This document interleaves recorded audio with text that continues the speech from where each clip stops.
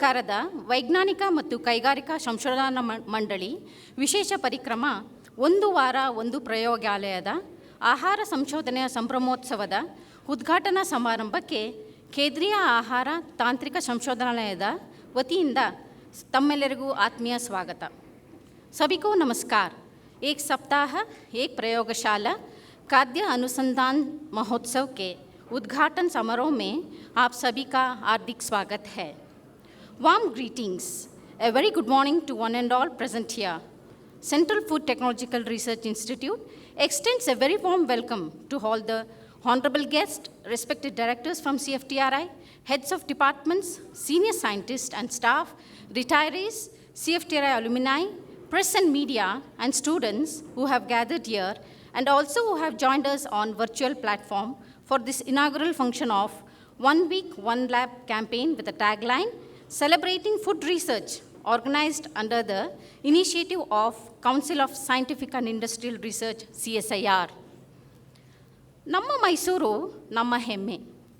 ಸಾಂಸ್ಕೃತಿಕ, ಪಾರಂಪರಿಕ, ಐತಿಹಾಸಿಕ, ಸ್ವಚ್ಛ, ಪ್ರವಾಸಿಗರ ತಾಣ ಹಾಗೂ ಅರಮನೆಗಳ ನಗರಿ ಮೈಸೂರು.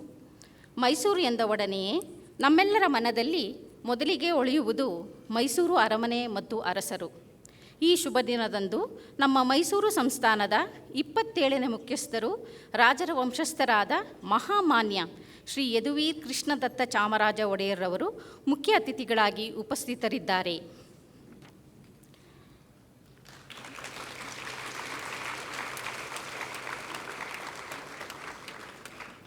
ಭಾರತೀಯ ಆಡಳಿತ ಸೇವಾಧಿಕಾರಿ ಡಾಕ್ಟರ್ ಅಶೋಕ್ ದಳ್ವಾಯ್, CFTRIನ ಮಾಜಿ ನಿರ್ದೇಶಕರು ಮತ್ತು CSIRನ ಪ್ರತಿಷ್ಠಿತ ವಿಜ್ಞಾನಿ, ಪದ್ಮಶ್ರೀ, ಭಟ್ನಾಗರ್ ಮತ್ತು ರಾಜ್ಯೋತ್ಸವ ಪ್ರಶಸ್ತಿ ಪುರಸ್ಕೃತ ಡಾಕ್ಟರ್ ವಿಶ್ವೇಶ್ವರಯ್ಯ ಪ್ರಕಾಶ್ ರವರು ಹಾಗೂ CFTRIನ ಪೂರ್ವ ನಿರ್ದೇಶಕರು ಡಾಕ್ಟರ್ SR ಭೌಮಿಕ್ ಸಹ ಈ ಶುಭ ಗಳಿಗೆಯಲ್ಲಿ ನಮ್ಮೊಂದಿಗಿದ್ದಾರೆ.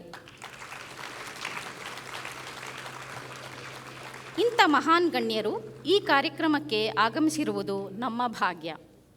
Now, with immense pleasure, may I invite and request our Honorable 27th Head and Custodian of the erstwhile Kingdom of Mysuru, His Highness Shri Yaduveer Krishnadatta Chamaraja Odayar, distinguished guest, Chief Executive Officer, National Rainfed Area Authority and Chairman, Empowered Body of Doubling Farmers' Income, Ministry of Agriculture and Farmer Welfare, Government of India, Dr. Ashok Dalwai, IAS, CFTRI former Director and Distinguished Scientist of CSIR, Padma Shri, Bhatnagar and Rajyotsava Awardee, Dr. V. Prakash, and also CFTRI former Director, Dr. SR Bhaumik, to occupy the seats on the dais, please. I request our respected beloved Director, Dr. Sridevi Annapurna Singh, Madam, to escort the honorable guests to the dais. Please, Madam.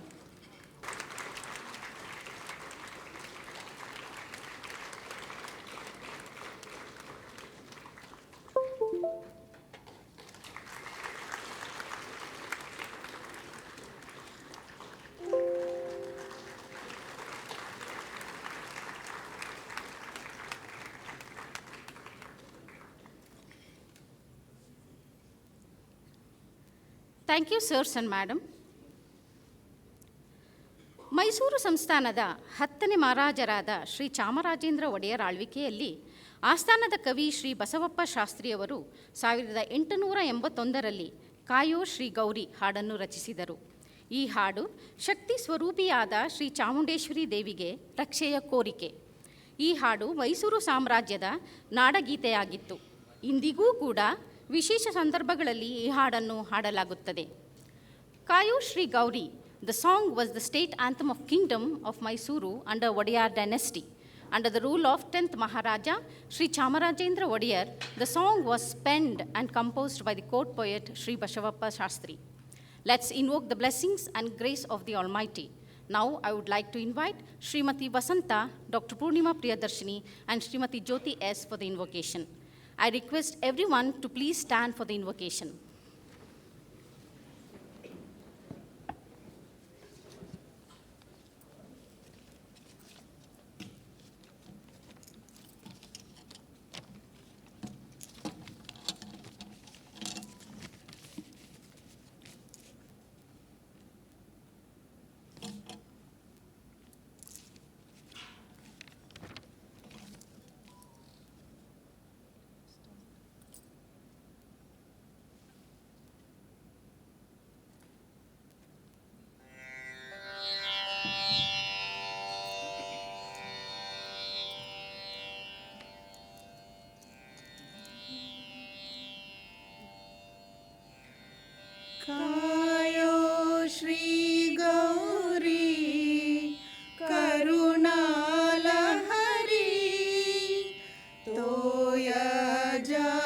जाक्षी शङ्करीश्वरी कायो श्री गौरी करुणालहरी तोयजाक्षी शङ्करीश्वरी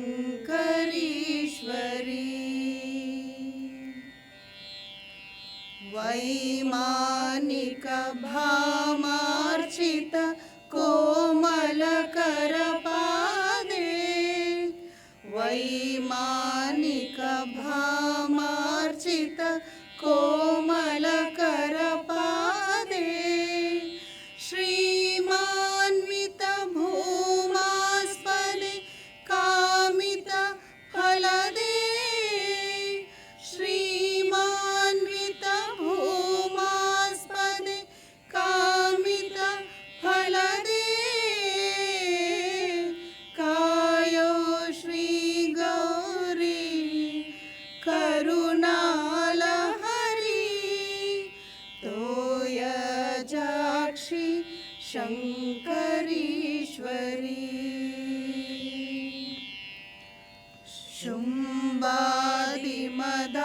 शुम्भादिमदाम्भोनिधि कुम्भजनिभदेवी शुम्भादिमदाम्भोनिधि कुम्भजनिभदेवी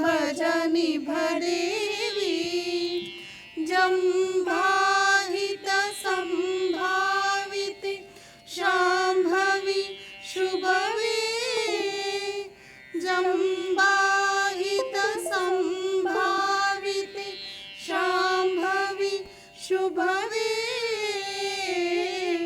कायो श्री गौरी करुणालहरी तोयजाक्षी शङ्करीश्वरी श्री जय चामुण्डिके श्री जय चामेन्द्र श्री जय चामुण्डिके श्री जय चामेन्द्र नामाङ्कित भूमीन्द्र ललामन मुदरे नामाङ्कित भूमीन्द्र ललामन मुदरे कायो Shri Gauri Karunalahari तोयजाक्षी शङ्करीश्वरी तोयजाक्षी शङ्करीश्वरी तोयजाक्षी शङ्करीश्वरी.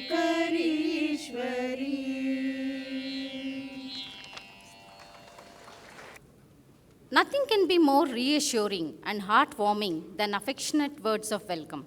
I request Sri Satyendra Rao BV, Chief Scientist and Head, Department of Technology, Transfer and Business Development, to introduce and formally welcome the honorable guests on the dais and the gathering. Satyendra Rao, sir, please.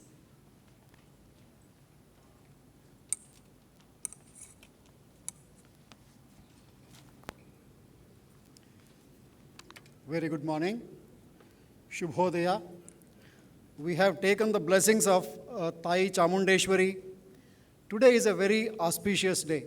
Today is Ashadha Purnima, Guru Purnima. All our Gurus, Gurubhyo Namaha. Ellarigu namaskara. Welcome to you all. It is my proud privilege to introduce and formally welcome the dignitaries on the dais. The chief guest of today's function, the inauguration of the 1 week, 1 lab program of CSIR-CFTRI is His Highness Shri Yaduvir Shrikantadatta Chamaraja Vadayar. Shri Yaduvir Shrikantadatta Chamaraja Vadayar is the 27th custodian of the erstwhile royal family of the Kingdom of Mysore. Shri YKC Vadayar was formally adopted by Her Highness Maharani Dr. Pramoda Devi Vadayar, wife of His Highness Shrikantadatta Narasimharaja Vadayar. His primary education began at the Vidya Niketan School, Bengaluru. He graduated अरे with Krishna, BA अरे degree. ये आपकी उंगली ये skip button पे क्या कर रही है? अरे इसको हटा लो। अरे दो मीठी बातें। Sorry for that. He graduated with BA degree of the University of Massachusetts, Amherst, in the USA with major in English and economics. In the modern times, with the shift in the political landscape and in the moving of administration, the Palace Mysuru has focused its efforts to be a center of heritage of the Deccan and continues to stress always the importance of history, culture, and tradition of the state. The traditions and practices of the Palace Mysuru are unbroken for over 400 years after inheriting the same from the Karnataka, the Vijayanagar Empire, whose legacy is embodied within that of the Vadiyars of Mysore. The Palace Mysuru has always strived to highlight these traditions as part of the vibrancy of our state, and it is the view of the current custodian that the rituals, culture, and heritage of the palace should remain of paramount importance. Alongside the continuation of the Mysore tradition, Sri YKC Vadiyar also has aligned with causes that promote wildlife conservation, environmental protection, and access to education. YKC Vadiyar also holds the following responsibilities. He is the president and trustee of Jayachamaraja Arsu Education Trust Mysuru, chairman Bherunda Foundation, vice chairman Cyberverse Foundation. A hearty welcome to you, sir, from everyone of the CSIR-CFTRI family. It is our honor and pleasure to have you here, sir. Vadiyars of Mysore are pratasmaraniyas to us. So every day we need to start the day with the Vadiyars of Mysore. You are pratasmaraniyas to us as we owe them our existence here at Mysore. May I now request, I think it's given. So thank you very much, sir, for accepting, and thank you, madam. We have a galaxy of stars as guests of eminence today. On the dais, Dr. Ashok Dalwai is an IAS officer. As member of Indian Administration Service 1984, he has served the states of Odisha and Karnataka and has been with Government of India since 2010. He is presently serving as the CEO of National Rainfed Area Authority in the Ministry of Agriculture and Farmers Welfare in the rank of Secretary to Government of India. Dr. Dalwai is a student of agricultural sciences with post-graduation in agricultural economics and PhD in economics. Apart from holding several positions in his career at field and policy formulation, Dr. Dalwai has contributed immensely to effecting several reforms. To mention some of the important contributions, an integrated 10-year perspective plan for land and water management, Kalahandi district of Odisha. Contributions to the first agricultural policy of the Odisha state, 1997, first textile policy of Karnataka, 2003, self-assessment scheme for assessing property tax for the city of Bengaluru. Presently, this is adopted all across the country. Model Agriculture Produce and Livestock Marketing Promotion and Facilitation Act 2017, Model Contract Farming and Services Promotion and Facilitation Act 2018, Guidelines for Grameen Rural Agriculture Markets. As chairman of the Interministerial Committee on the Doubling Farmers' Income, his 14-volume report is recognized as one of the most comprehensive and evidence-based strategies. Dr. Dalwai has now been tasked to supervise doubling farmers' income implementation as chairman of the Empowered Committee. In recognition of his services, Dr. Dalwai has won several awards and accolades, including conferment of honorary doctorate by his alma mater, the University of Agricultural Sciences, Dharwad, Karnataka. Thank you very much, sir, for being with us today. I request Dr. Sridevi Annapurna Singh, Director of our institute, to formally welcome Dr. Ashok Dalwai with a bouquet of flowers. Thank you very much, sir. Thank you, madam. Dr. V. Prakash, former Director of CSIR-CFTRI, Distinguished Scientist CSIR, needs no introduction to this audience. Dr. Vishweshwaraya Prakash is a well-known protein chemist globally and former Director of CFTRI Mysore. He was the director for 17 years and made CFTRI known very well with industries and scientific levels nationally and globally, and was appointed as one of the pioneering distinguished scientists of CSIR, Government of India, upon his superannuation for 5 additional years. He has received more than 70 national and international awards, including one of the high civilian awards of India, Padma Shri, coveted highest scientific award, Shanti Swarup Bhatnagar Award for Science and Technology, and Rajyotsava Award of Karnataka, and several Lifetime Achievement Awards from various organizations like KSTA, FICCI, CFTRI Alumni, IUFAST, IAFPA, SCA of India, and many organizations in India and abroad. He is a fellow of most of the academies and associations in India and Royal Society of Chemistry, UK, IUFAST, Canada, and IFT, USA. Dr. Prakash is very active even now, and as on date, in proteins and nutrition and basic structural biology, and has 218 peer-reviewed research publications, 55 patents filed, 935 addresses of keynote, chief guest, and convocations delivered. He is author of 22 books and 12 more books in the pipeline, and nearly 40 different policy reports to various organizations, including CSIR. Thank you very much, sir, for being with us today. I request Dr. Annapurna Singh, Director, to formally welcome Dr. Vipash with a of flowers.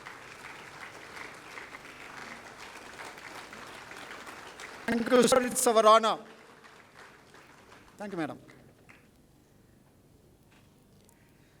Dr. S.R. Bhomik is the former director of CSIR-CFTRI.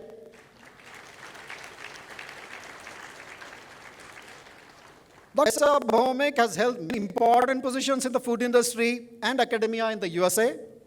Director of CSIR-CFTRIMysuru between 1991 and 93, and was responsible for several industry connects and improvements in thermal processing of foods during his short stint at CFTRI. Dr. Bhomik has an impressive track record. He was search consultant Frito-Lay Incorporated, Plano, Texas, USA, 95-2003, associate professor, tenured Ohio State University, USA, 1986-91, assistant and associate professor, Kempson, South Carolina, USA, 1982-86, project engineer, American Home Foods, Milton, Pennsylvania, USA, 1981-82, Pennant Foods Incorporated, Rochester, Newark, USA, 76-77, Quality Assurance Supervisor, Global Products Incorporated, Clifton, New Jersey, USA, 73-70.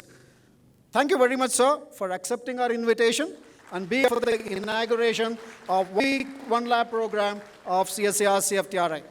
I request Dr. Sridevi, Director, to formally welcome Dr. S.R. Bhomik with a bouquet of flowers. Thank you very much, sir.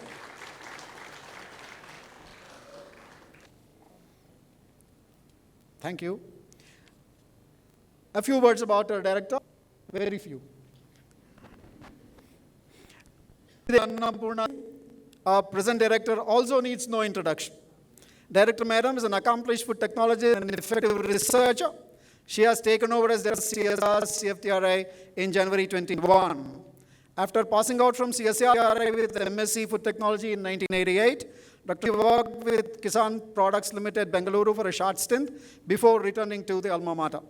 Medalist in graduation from University of Mysore, Dr. Sridevi has represented as a Young Scientist Fellow of Germany, INF Craft Fellow, Indo-Finland Exchange Program, Speaker in Knowledge Summit at Lyon, France. In the career that spans over 3 decades, she has worked extensively on both basic and applied aspects. Some of the technologies developed have been transferred to more than 40 entrepreneurs. Dr. Sridevi has been the Governing Council member of NABI, Member Expert Committee on Public Health and Nutrition, BAS Subcommittee on Oils and Fats, Interagency on Micronutrients, ICMR, Task Force Chairperson of the FSSAI Committee on Indian Mithais and Namkeens. It's also a privilege that recently she has been nominated as a member of the governing body of the CSIR. Thank you very much for being a motivating force and guiding us through all these activities. I request Dr. P. Giridhar, Chief Scientist, to formally welcome Dr. Sridevi Singh.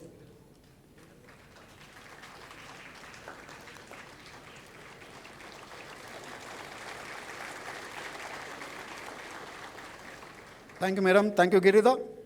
I take this opportunity to welcome all the dignitaries on the dais, and off the dais I see a galaxy there out on the other side also, and each and every one of you to this function and the functions that is getting started today and will be running for the next 5 days. Welcome you all. Thank you so much.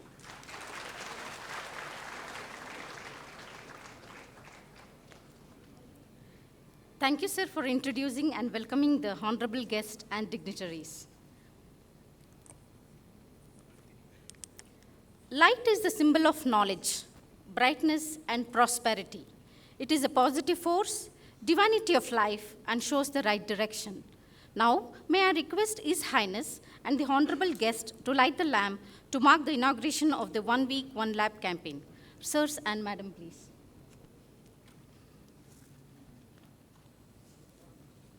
शुभं कुरुत्वं कल्याणम् आरोग्यं धनसम्पदः शुभं कुरुत्वं कल्याणम् आरोग्यं धनसम्पदः शत्रुबुद्धिविनाशाय दीपज्योतिर्नमोऽस्तु ते दीपज्योतिर्नमोऽस्तु ते दीपज्योतिर्परब्रह्म दीपज्योतिर्जनार्दनः दीपज्योतिर्परब्रह्म दीपज्योतिर्जनार्दनः दीपो हरतु मे पापं सन्ध्यादीपनमोऽस्तु ते ओ दीपब्रह्मरूपस्त्वं ज्योतिषां प्रभुरव्ययः ओ दीपब्रह्मरूपस्त्वं ज्योतिषां प्रभुरव्ययः CSIR-CFTRI under 1 week, 1 lab campaign.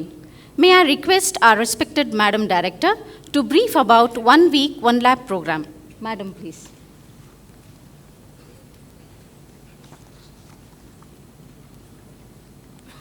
ಎಲ್ಲರಿಗೂ ನಮಸ್ಕಾರ.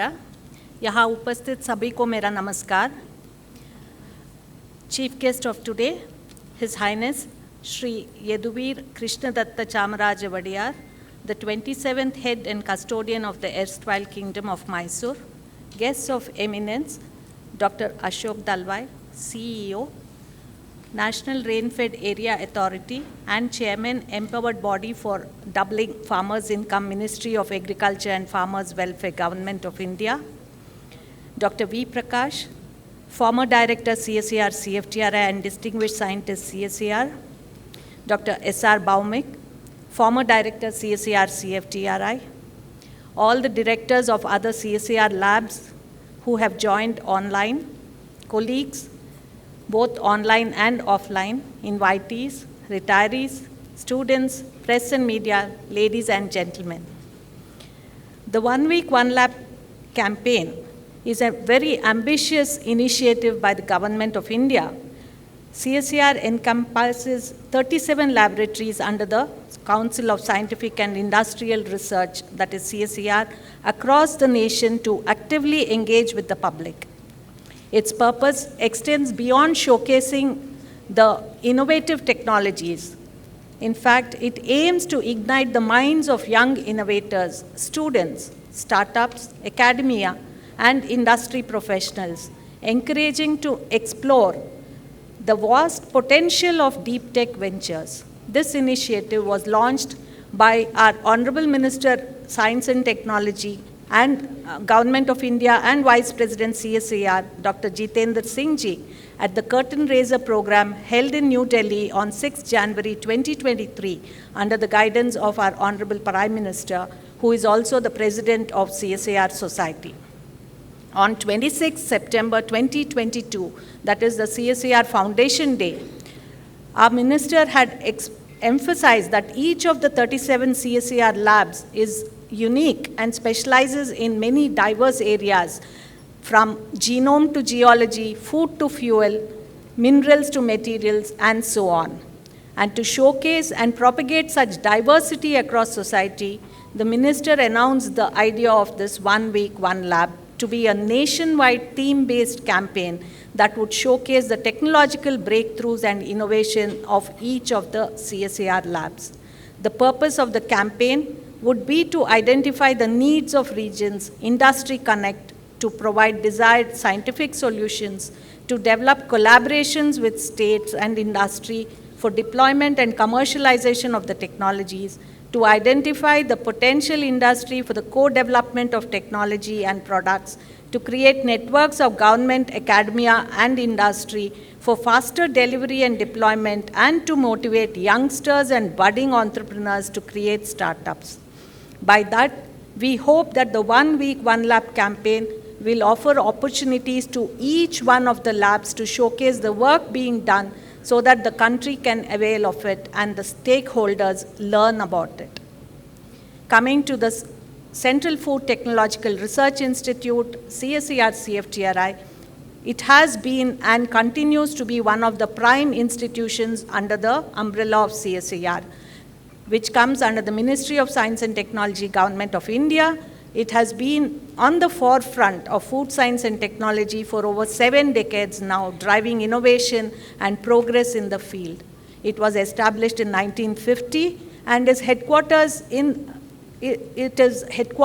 the Cheluvamba Vilas Palace, which was graciously provided by His Highness Maharaja Shri Jayachamrajendra Vadiyar of Mysore. Since its inception, the Institute has been firmly focused on ensuring food and nutritional security to the nation through impactful science and technological interventions. The Institute develops technologies to increase the efficiency and reduce post-harvest losses in agri-produce, add convenience, increase exports, find new sources of food products, integrate human resource in food industries, reduce costs, and modernize. It not only holds several patents and has published findings in reputed journals apart from these developed technologies. The Institute has also been contributing towards testing and developing methods for both food ingredients and products. Many traditional food machinery designs and prototypes have been developed, which include the dosa, idli, chapati, puri, and so on. Many of our scientists today are also carrying out translational research at the molecular level to understand the mode of action of many of the nutrients and nutraceuticals for both the health market as well as to give them as dietary supplements. Our training activities, both running the MSc Food Technology course and the International School of Milling Technology, coupled with short-term courses, skill development courses, as well as our PhD course, are of course in great demand. Many of our students, especially from the MSc and ISMT, do get campus placement and are preferred by the industry. We have also started an incubation center which is supported by the government of Karnataka and have incubatees that are mentored by our scientists. We are currently in the process of having many new lines added, including coffee, banana, as well as millets that are supported by the PMFME, RKVY, which are coming up and will be ready with incubation facilities. And to add on, the BIRAC has also given us a grant for the BioNest on our campus, which will also have incubatees very soon. We have also been given a grant for testing fortified rice and training personnel in these testing facility. And therefore, I do believe at this point, we are what the food industry does look up to. It has benefited largely from the Institute and its contributions and will continue to do so. Through the OWOL, CFTRI is all geared up to exhibit its research, technologies, expertise, and facilities in the dynamic fields of food science and technology. This week-long event features a series of carefully planned events and sessions aimed at raising awareness, fostering collaboration among diverse stakeholders, facilitating the exchange of ideas, and ultimately celebrating food research. On June 20th, we had a curtain raiser event for leading up to this day that was graced by our DG CSIR and Secretary DSIR, Dr. N. Kalaiselvi, who mentioned that 1 week, 1 lab campaign of CSIR is a way to establish the right connect and to showcase not only the technological breakthroughs and innovations in CSIR laboratories, but also future technologies on which CSIR labs are working. From 3rd to 7th July, CSIR-CFTRI is connecting with all its stakeholders and public as well as policymakers to showcase the very same things.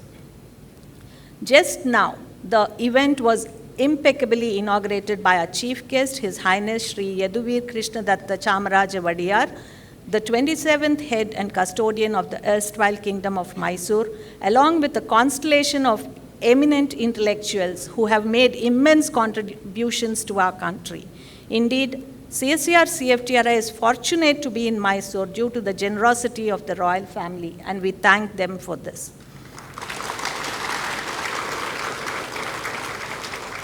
Our guest of eminence, Dr. Ashok Dalwai, is Secretary Government of India and a member of the IAS 1984, who has also served the states of Odisha and Karnataka. He is currently serving as CEO of National Rainfed Area Authority and chairman of the empowered body for doubling farmers' income in the Ministry of Agriculture and Farmers' Welfare. CFTRI, sir, is working on post-harvest technologies, and we look for your guidance to help in this endeavor of yours, and we hope also to be a part of doubling the farmers' income, who make up quite a bit of our population. Dr. V. Prakash and Dr. Baumik are our former directors and well known to this audience. In fact, I have served under them for many years. Dr. Prakash's contributions to food science and technology, especially to protein chemistry and technology, are of course outstanding. As Satyendra Rao has already mentioned, he is Padma Shri, he has a Bhatnagar Award, he got the Rajyotsava Award, and his contributions during natural disasters in the country is legendary when all of us worked 24/7. Not only the employees, but many of our family members were also here on campus so that we could reach food to the affected. Dr. Baumik initiated projects on thermal processing of foods, and this has also resulted in many RTE traditional Indian foods that we do see in the supermarket shelves today. Indeed, it is a proud privilege for all of CFTRI and we are indeed fortunate to have them with us today to celebrate food research. All the directors of this institute have steered research to be translational and society-oriented. If CFTRI stands tall today in the global scenario of our theme of food science and technology, definitely its leaders have played a very pivotal role, and I thank each one of them. I feel happy that our OWOL program has such an illustrious galaxy of dignitaries on the dais today. The OWOL program has curated a diverse range of events with specific themes for each day. The first day focuses on startups, providing a platform for entrepreneurs and investors to collaborate, engage in insightful discussions, forge valuable connections, and unlock new opportunities for success. Additionally, there will be an investment pitch on food processing, highlighting the growing demand, expanding market share, and impressive returns on investment. The second day centers around women's self-help groups and farmer entrepreneurship, offering information on opportunities, government policies, schemes, and support systems for women initiatives and farmers. It also addresses business opportunities, marketing support, and the challenges faced in the social enterprise sector. A panel discussion on food for women and child development will take place, bringing together stakeholders from ICDS programs, Anganwadi teachers, supervisors, ASHA workers, entrepreneurs, academicians, women SHGs, and others. The discussion aims to understand current practices, challenges, and future requirements in providing supplementary foods for both women as well as children. The third day focuses on students with programs such as Jigyasa and student-scientist interactions. It aims to cultivate a culture of inquiry and scientific temper in young minds. It also introduces the importance of food safety, balanced diet, and the eat right concept, which was initiated by FSSAI to transform the country's food system for safe, healthy, and sustainable food. A walkathon and session on eat right, we hope, will inspire individuals to adopt healthier eating habits and regular physical activity. This session is also sponsored by the FSSAI, and we thank them for this. Recognizing the International Year of Millets in 2023, CSIR-CFTRI takes pride in its research on millets and its development of various millet-based technologies. In fact, this institute has been working on millets since the 1950s, and we have a large number of publications and technologies that have come out of this research. A dedicated day is planned on the 4th day to celebrate millet research, featuring sessions on processing, popularizing, promoting, and patenting millet products and technologies. An academy and industry panel discussions will be held to highlight CSIR competencies for industry needs and showcase how CSIR science and technological interventions can provide mutually beneficial solutions. The final day of the program is dedicated to artificial intelligence and Ayush Ahar, that is integrating traditional Indian medicine principles with modern nutrition science, followed by an alumni meet in the evening and one session which is formal in the morning. The artificial intelligence session will explore the applications of artificial intelligence, machine learning, and robotics in food science and technology, focusing on areas such as food processing machinery, food safety analysis, and supply chain management. We hope the visitors will also be enthralled by the drone and robotic demonstrations that we have organized. Coming to Ayush Ahar, we wish to integrate the principles of traditional Indian medicine systems with modern nutrition science to foster a holistic approach to well-being. The whole world after the pandemic is looking at diet as an answer to disease. And we hope that Indian traditional foods and the Ayurveda will provide many solutions if only we can scientifically validate the knowledge. This session provides invaluable guidance for promoting a holistic approach to well-being through a nutritious diet and healthy lifestyle choices. By blending tradition and modernity, the Ayush Ahar empowers individuals to embrace the timeless wisdom of Indian medicine in their pursuit of optimal health. During the alumni meet, we hope to rekindle the connections and encourage knowledge sharing and reinforce the enduring bond between the institute and its very accomplished alumni. The exchange of ideas and experiences we hope will inspire innovation and collaboration and fuel the continuous growth of food research and also in the technology landscape. Besides, on the 4th and 5th days, that is 6th and 7th July, there will be exhibitions and expo of our licensees and their products as well as open days. The expo is aimed to house our licensees and they will showcase and sell their products. Open days are to familiarize children and their parents and caregivers as well as students and public about our research. They will have the opportunity to visit our pilot plants and interact with our scientists. And depending upon the theme, also on all of the days, the 5 days, lectures of very eminent speakers and experts, as well as display of innovative posters and panel discussions with many industry captains and experts in the field are arranged. I take this opportunity to welcome all to CSIR-CFTRI for this week-long celebration of our achievements as part of CSIR's One Week, One Lab initiative. Apart from showcasing our contributions in discovering new scientific knowledge and unraveling nature's secrets, we also wish to discuss how to translate this science through innovation into workable technologies for the benefit of industry and society. Thank you.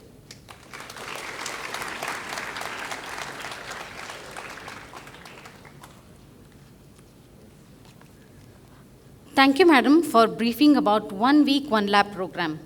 This campaign is a galaxy of eminent experts, scientists, technologists, entrepreneurs, academicians, etc. We are sure that this campaign would be very extensive and beneficial to the scientific, academic research community, startups, and also to the public domain at large. Thank you once again, Madam. Moving forward, may I request our former director of CFTRI, Dr. S.R. Baumik, to give his remarks. Sir, please.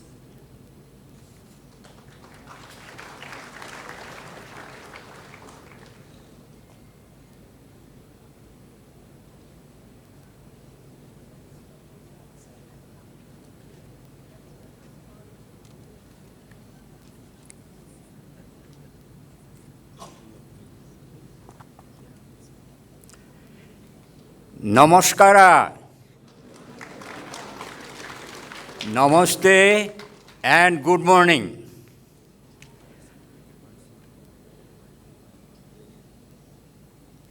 Dr. Singh, Dr. Ashok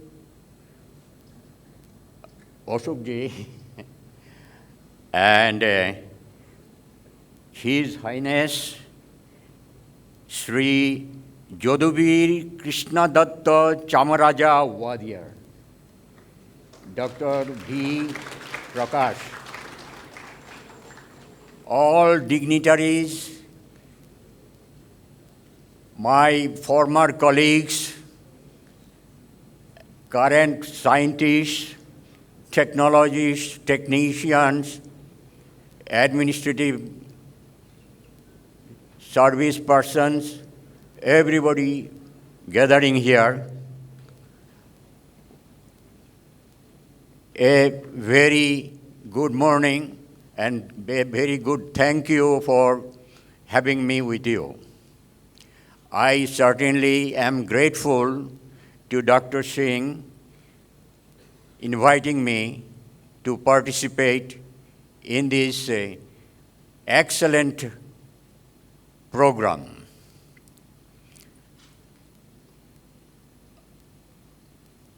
You have already heard so much about the Institute's contributions to science and technology in the area of foods and nutrition. I will comment few things.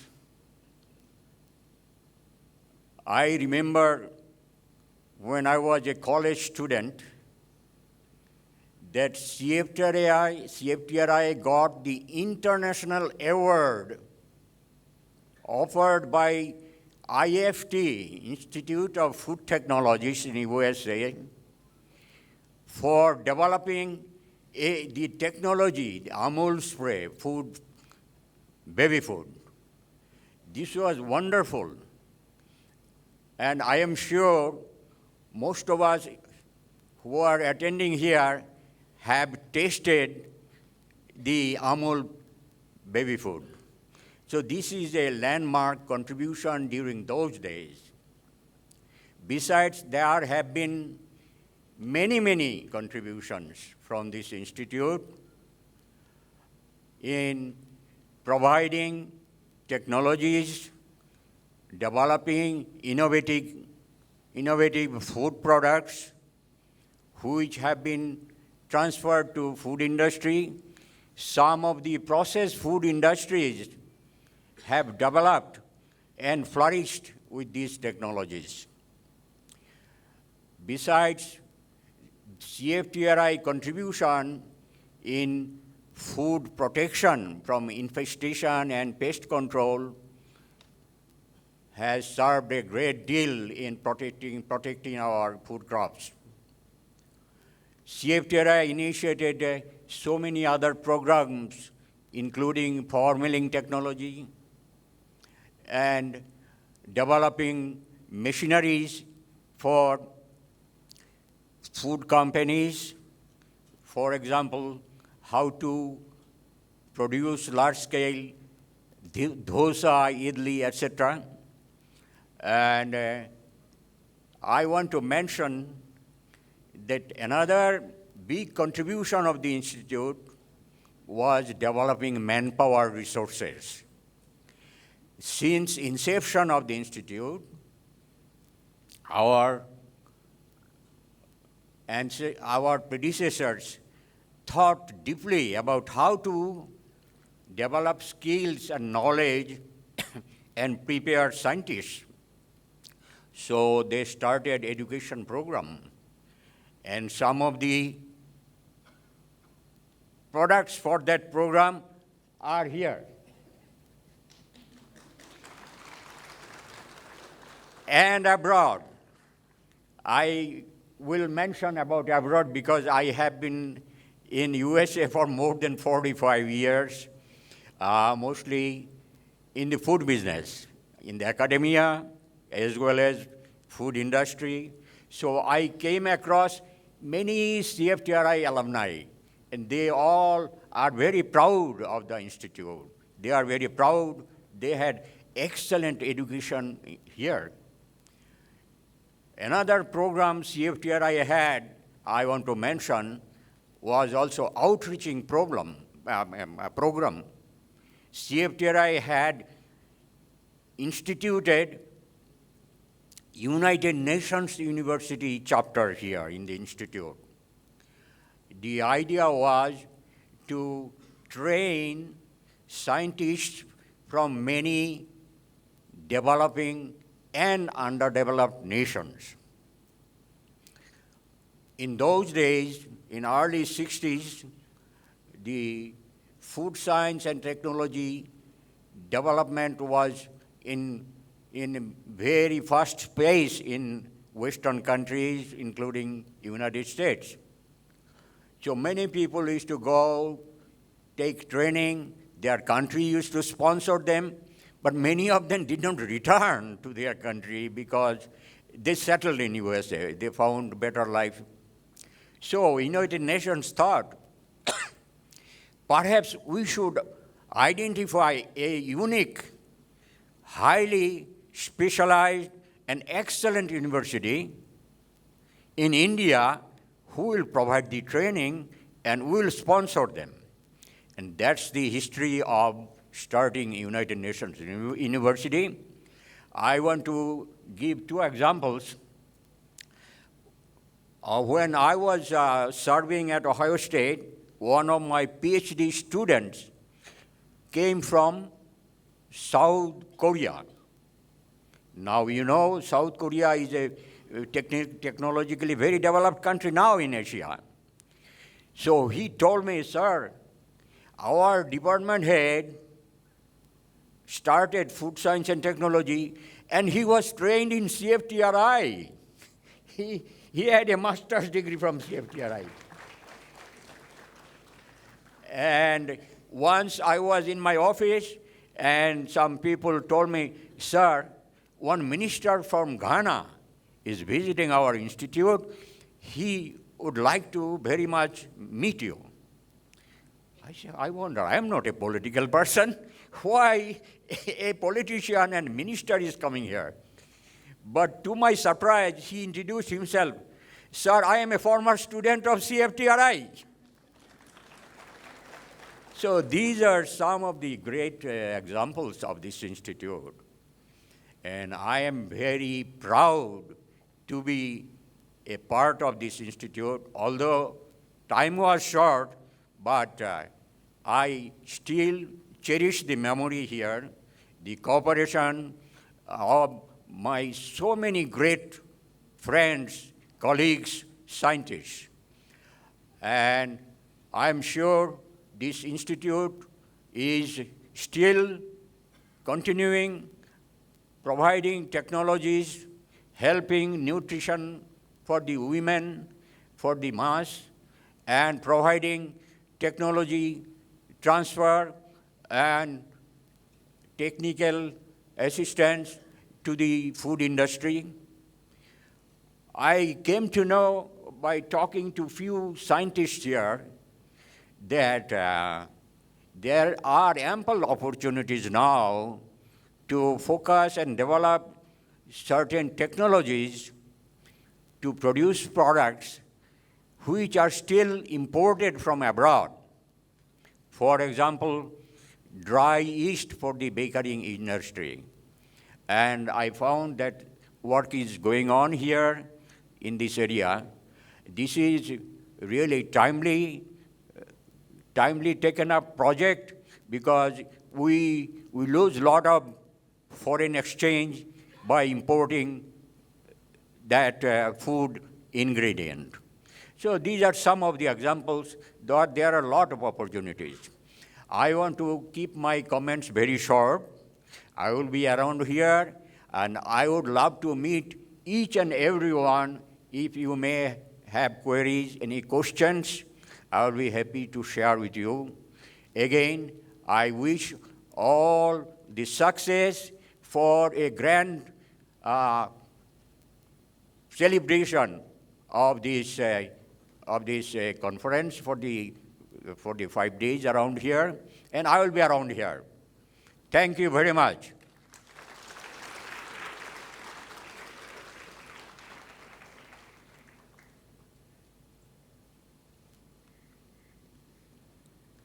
Thank you, sir, for your enthusiastic remarks and legacy of this institute and experience on this day of 1 week, 1 lab event.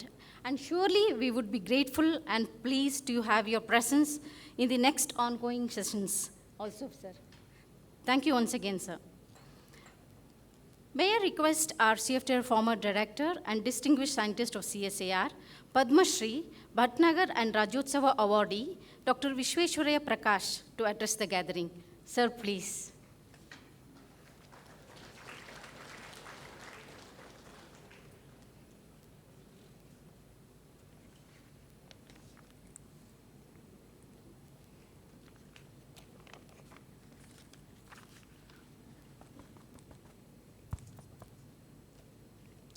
ಎಲ್ಲರಿಗೂ ನಮಸ್ಕಾರ. ಈ ಒಂದು ಶುಭ ದಿನದಲ್ಲಿ, ಈ ಒಂದು ಬೆಳಗಿನ ಹೊತ್ತಿನಲ್ಲಿ ಕೆಲವು ಪದಗಳನ್ನು ಕೇಳಿದ್ರೆ ನಮಗೆ ಒಂದು ವಾರ ಸಾಕಾಗಲ್ಲ ಶ್ರೀದೇವಿ, 100 ವರ್ಷ ಬೇಕು. ಸೊ 1 ವಾರ 1 ಲ್ಯಾಬ್ ಅಂದರೆ ಭಾಳ ಕಮ್ಮಿ. 1 ಲ್ಯಾಬ್ 100 ವರ್ಷ, ಅಷ್ಟೊಂದು ಕಾಂಟ್ರಿಬ್ಯೂಷನ್ ಇದೆ CFTRI ಇಂದ. ಈ ದಿನದ ಮುಖ್ಯ ಅತಿಥಿಗಳಾದ ನಮ್ಮ ನೆಚ್ಚಿನ ಶ್ರೀಮಾನ್ ಮಹಾರಾಜ ಶ್ರೀ ಯದುವೀರ ಕೃಷ್ಣದತ್ತ ಚಾಮರಾಜ ಒಡೆಯರ್ ಅವರೇ, ಡಾಕ್ಟರ್ SR ಬಾಮಿಕ್ ಅವರೇ, ಡಾಕ್ಟರ್ ಅಶೋಕ್ ದಲ್ವಾಯಿ ಅವರೇ, ಅವ್ರು ನಮ್ಮವರೇ ಕರ್ನಾಟಕದವರು, ಡಾಕ್ಟರ್ ಶ್ರೀದೇವಿ ಸಿಂಗ್ ಅವರೇ, ಮತ್ತು all the team CFTRI who have assembled here at present. But from 1950, we have team CFTRI here till July 3rd, 2023, and a long march forward. And I also see a distinguished number of directors who have served here. One of them is Dr. Baumik, who is right here.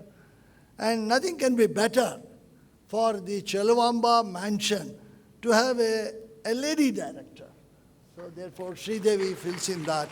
And we are very proud of her, very proud of her. It is vital that on this day, I see many familiar faces. I have a longer talk later on, so I take only 4 minutes. I see Neelab, Mache, Satyendra Rao, Giridhar, Rastogi, Ramesh Kumar, and many others. The controller of administration, who was our colleague earlier here. So therefore, it's a tremendous group of academicians, administrators, and captains of industry. I see many of them here. Investors, bankers. No, Suhan Industries, we have heard. Here is the man who can give all the jobs to all the students around there. So that's the kind of charm that we have today morning. In doing so, I think I recollect one important point, that CSIR was born in 1942, September 26th, not by luck, by the strategy of 2 people. One is Ramsamy Mudaliar, who was the chairman of the Board of Scientific and Industrial Research in Government of India, was not there at that time. Remember, we were under the British rule. And they said, hey, your term is over. Close this board, man. BSIR to be closed. He said, yes, I agree very much. I will close it. But can we start a small council called CSIR, which doesn't do anything, just advise you? Agreed at 5 o'clock in the evening, 26 September 1942. There was the birth of CSIR. And exactly 8 years from there, C. Rajagopalachari, Dr. V. Subramanian, and Sir Sri Jayachamaraja Vadiyar happened to have the same wavelength. And therefore, when this huge thought of food laboratory came here, we are indebted to that royalty. And that royal atmosphere of science, of food science, even today pervades the smell of food science, the smell of royalty is in CFTRI. The only laboratory in the country which still runs in a palace is CFTRI. Is CFTRI. It's unbelievable. So we are grateful to the royal family for their benevolence and for their generosity to nurture science, that too food science. And today we have stood at the test of time and doing more and more from less from more. I also would like to mention that for the first few years we have run undernutrition, malnutrition, and food wastage and losses. And India was not self-sufficient. In 1960s, we got into processing because more food was produced because of Green Revolution and Evergreen Revolution. Later on, Dalwai would speak probably more on that. But it is important. In 1970, we already saw the silver jubilee of CFTRI in 75, mid-70s. Later on, we moved to basic sciences in the 80s. 1990s was the strengthening of capacity building with PhD students, more than 400 of them per year. And that's not easy, what Dr. Bhamik mentioned. 2000, the era of golden jubilee of CFTRI. And within no time, 2010, the era of diamond jubilee of CFTRI. Right now, I see in a year or two, we have platinum jubilee of CFTRI. And when the country celebrates Amrit Kal in 2047, 100 years of freedom from the thumb rule, CFTRI 3 years later will celebrate the centenary celebration. Not too far. Most of the youngsters will be there. But I think it is a great occasion to plan ahead what we need to do, what we can do, and what we cannot do that we can do. To be number one, the idea of this one lab, 1 week is not for 1 week. This is the strategy planning time. That's why the industries, the academicians, and also the people who really are incorporated into this institute.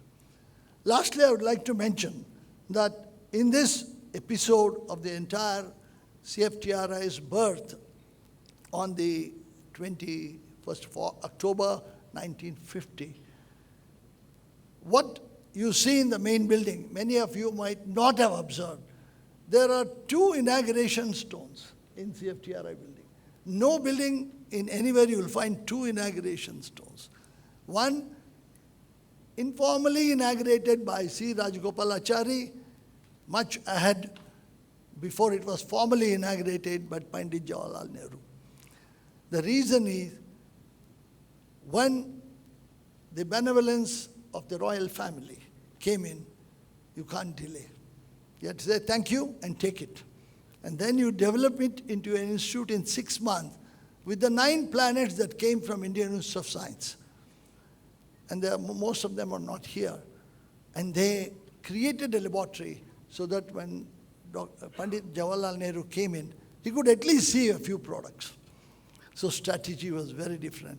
An institute with 2 inauguration stones, one formal, one informal.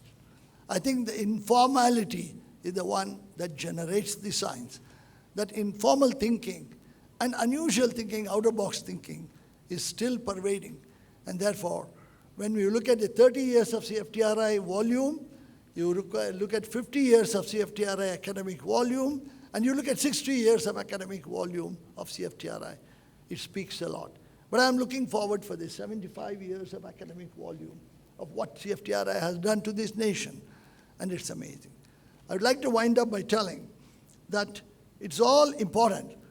I think Satyendra Rao mentioned, where is Satyendra Rao? Yeah, right there. Okay. He mentioned about Royal Society gave me the fellowship in the Royal Society of Chemistry. But let me tell you, I respect that. But I adore the royalty of CFTRI campus more than any other fellowship. This royalty and the loyalty to CFTRI is never-ending, beyond our lives. An institute of immense excellence globally. And today, we are no less. I would like to wind up by telling, if CFTRI matters to us, we shall matter more to CFTRI anytime, 24/7, by our hard work, lifelong. Whether you are retired or serving, but hard work 24/7 is always there. And therefore, it's my great pleasure to thank Dr. Sridevi Singh. And it's very important to, to celebrate this by calling some people who are just working with this in this institute. And maybe I wish all the retirees had come, but that's not practical. Thank you very much for inviting me, and wish you all the best of luck, and look forward for the Platinum Jubilee celebration and also the centenary celebration of CFTRI. Thank you.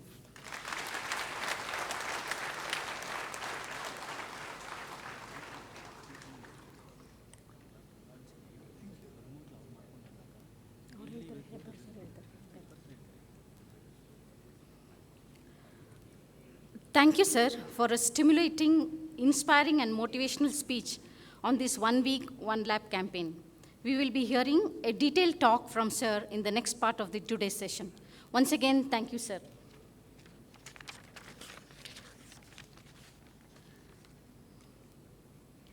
In celebrating 1 week's 1 lab campaign, CFTRI proudly announces the launch of new products. I request Dr. Humesh Hebbar, Chief Scientist and Head Food Engineering Department, to take over the product launch session forward. Sir, please. Good morning. Ellarigu namaskara. CSIR-CFTRI, one of the largest R&D institutions devoted to food science and technology, has focused its research towards development of cost-effective technologies since its inception in 1950. In the last 73 years, the institute has developed 400 plus technologies which have been transferred to more than 4,500 licensees so far. These technologies have immensely benefited the Indian food industry, particularly the small and medium sector. CSIR-CFTRI adds around 15 to 20 new technologies every year to its portfolio, and we transfer around 125 to 130 technologies every year. We are happy to inform that 20 new technologies or products are going to be released during this 1 week, 1 lab program.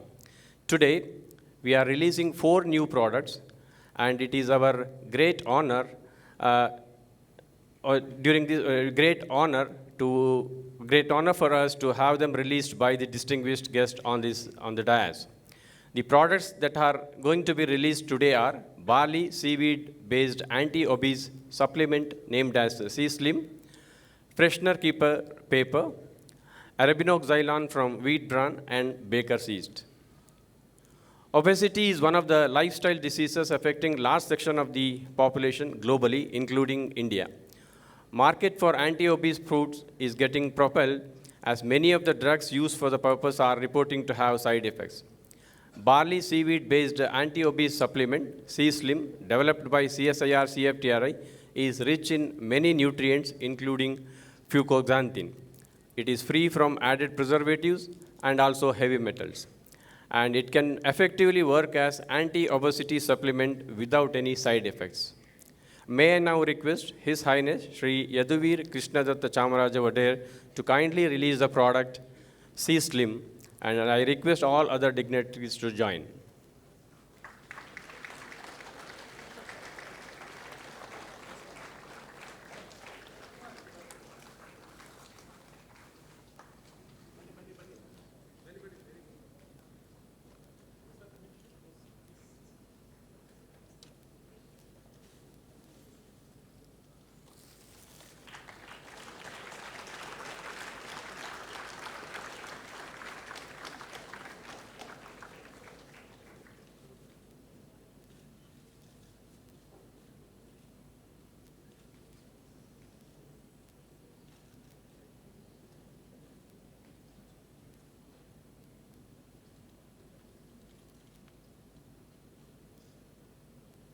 Thank you, sir. We all know that flour has limited shelf life and vulnerable to various post-harvest losses. The technologies that are currently being used to extend the shelf life of cut flours are costly, chemical-based, and not easy to adopt. The Freshness Keeper paper, a patented technology developed by CSIR-CFTRI, uses natural extracts and is cost-effective, free from chemicals and extremely easy to use. With the usage of this paper, the shelf life of flower can be extended by 2 folds, and this will greatly benefit the growers and also boost both the domestic and export market for flowers. May I now request Dr. Ashok Dalwai to kindly release the freshness keeper paper and request the other dignitaries to please join.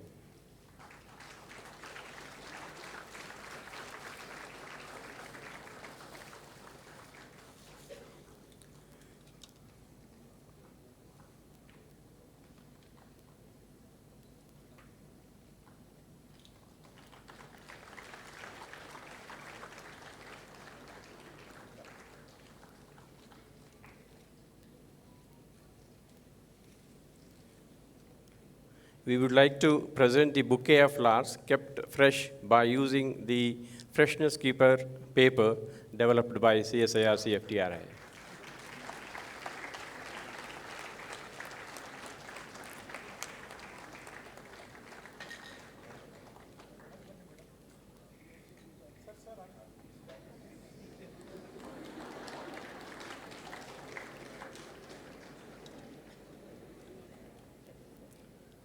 Thank you, sir.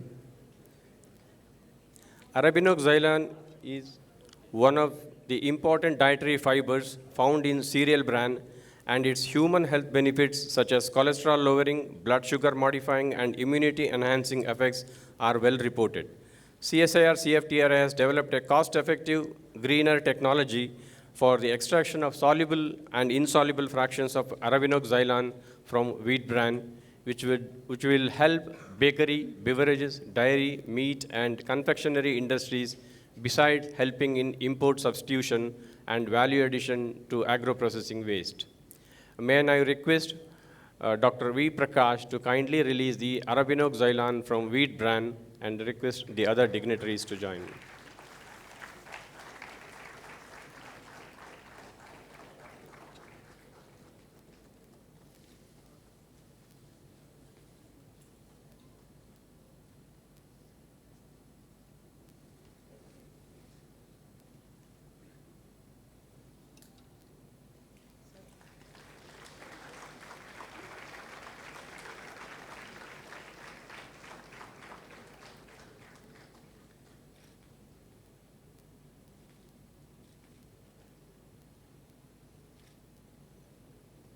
Thank you. The fourth product is baker's yeast, which is mentioned by Bhaumik sir in his talk.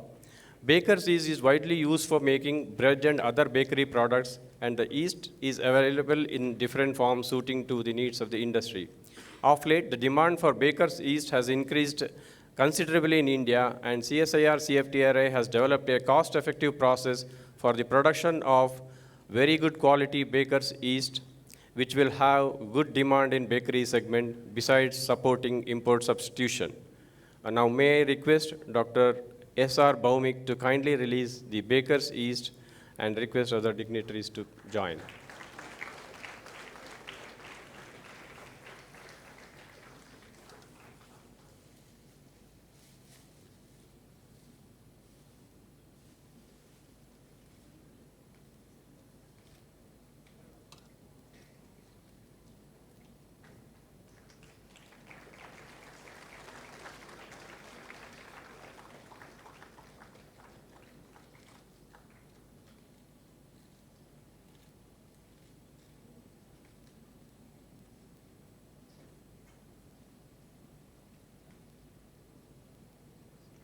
Thank you.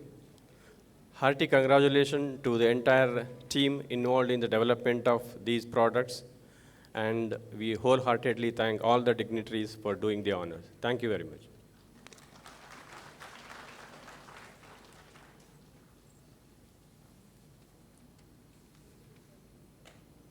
Thank you, sirs and madam, for launching the products.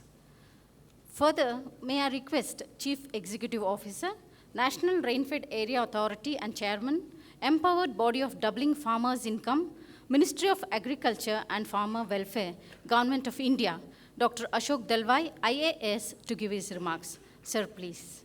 The days, Dr. Prakash, Dr. Bhaumik, Madam Anpurna, Singh, all the respected scientists, academics, entrepreneurs, distinguished invitees, friends from the media, and most importantly, the young boys and girls of this prestigious institute. Good morning and namaskar to all of you. It's always a privilege to be here at this beautiful and vibrant campus, a prestigious national institute, housed in one of the most beautiful buildings, a very serene ambience. And this is all thanks to the vision of our founding fathers, blessed by the Mysuru Maharajas. And we have the heir of the Mysuru Maharajas sitting here. And in your presence, we pay respects to all of them.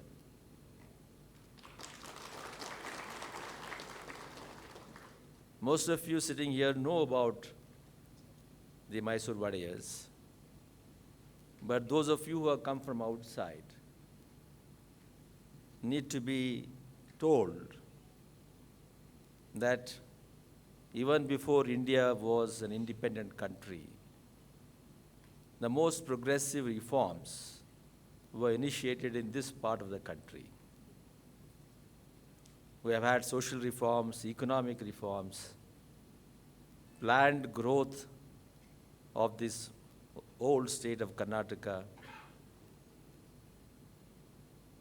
You all heard about the Silk Industries Corporation, the Mysore lamps, Bhadravati Steel and Iron Works, soaps and detergents, and of course the most prominent irrigation dam which Pandit Nehru later on called as the modern temples of modern India.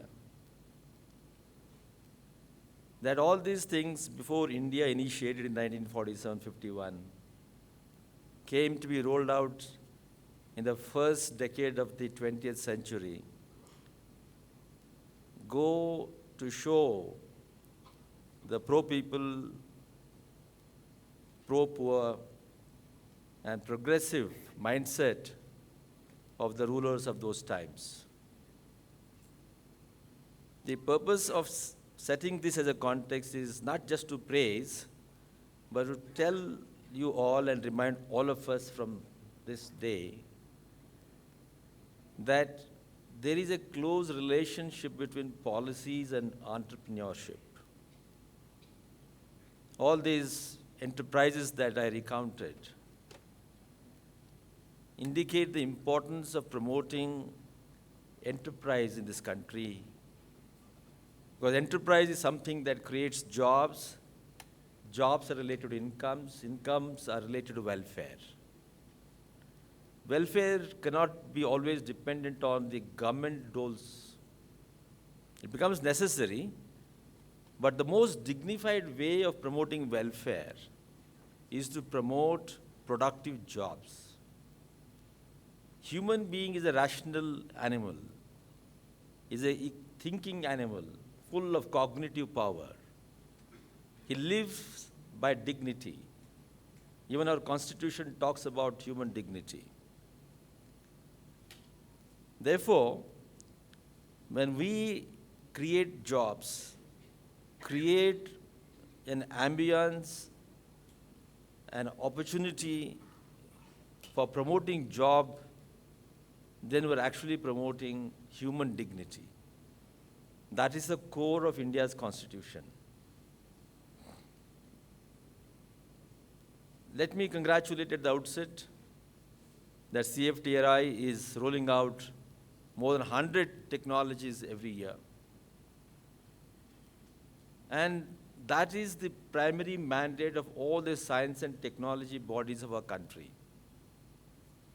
Our country over the last 75 years has succeeded in creating huge, impressive science and technology infrastructure. It has one of the largest scientific manpower the world over, both in farm and non-farm sectors. So this infrastructure, combined with the power of the human resource, should be able to transform India. It has transformed over the last 75 years. We now need to accelerate that pace. And the reason is that today India has got the advantage of demography. No matter the richness of the natural resources, the most critical resource is human resource. Israel justifies this particular statement. Israel doesn't have anything. Very limited geography, just an average of 300 millimeters of rainfall, and in fact half the country getting 20 millimeters of rainfall, no topsoil, no mineral resources. But today, it is a powerhouse of science and technology and economy. So India has got that human resource waiting to be tapped. If in the beginning and through the first half century of 20th century, USA progressed, it was because of the human resource. If from 1970 China has progressed, it is because of their demographic dividend. Now that advantage lies with India. We shall enjoy this till 2050. If we know how to use this human resource, India would also be one of the superpowers. If we do not use it, then the same demography can become a drag instead of becoming a dividend. Today, the age group of 15 to 60, which is the productive age group, is waiting for employment opportunities. And if only we can provide an opportunity to all this section of the society, we will be there where we want to be. The labor force participation is one of the highest. A lot of it is still in agriculture. We need to transfer a lot of that from agriculture to non-agriculture sector, because agriculture sector is highly dense. All of this requires science and technology. Science leads us to invention, leads us to discovery. But science for the sake of science is not important. Science for the sake of science means only to fulfill our spirit of inquiry, to fulfill our ego of mankind, that I found an answer to this mystery of nature. But what people at the practical level require is conversion of that science into technology. I think that's where India is lagging behind. We now need to focus on converting science into technology and further upgrade technology into innovative practices. We don't need new technology every day. Neither do we need new science every day. But we need innovations every day. The difference between technology and innovation is simply this, that we are able to modify, amend the technology given according to the local situations and make it work to create new produce, new commodities, and new jobs and new incomes. Therefore, the youngsters in particular must remember science, technology, and innovation. These three go together. Now, India is also emerging as one of the powerhouses of innovations. And we want the scientific institutions, the academic institutions, the learning centers to become the generators of technology and innovations. Because we need that many number of jobs. India today is in need of job creators and not just job seekers. In this context, what I would like to highlight is that the challenges of production have not yet been sorted out in this country and on this earth. Since 1750, when we brought in the Industrial Revolution, man has come to think that he has solved all the problems of production. Production in agriculture, production in industry, production of service sector. No. Yes, we have produced a lot. We have made life much easier than what it was 100 years back or 200 years back. But the unintended negative influences of the production technology that we adopted over the last 250, 270 years has been the resource exhaustion. The fossil resources are coming to an end. The climatic factors are challenging. Increased temperature, increased weather extremes, all making life extremely difficult. We have increased greenhouse gases, of course.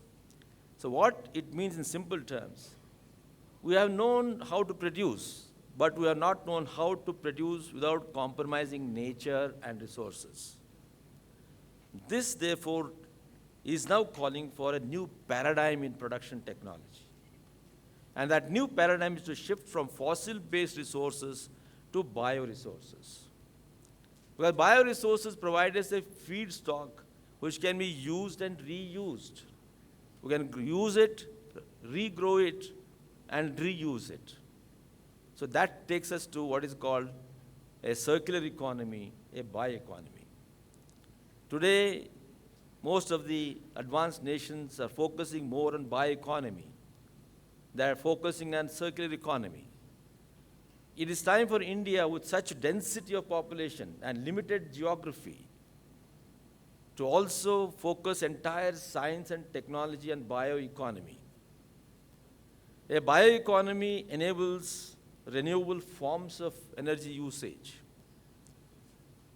Therefore, we shall shift our science to use the bioresources as a feedstock to produce different kinds of commodities.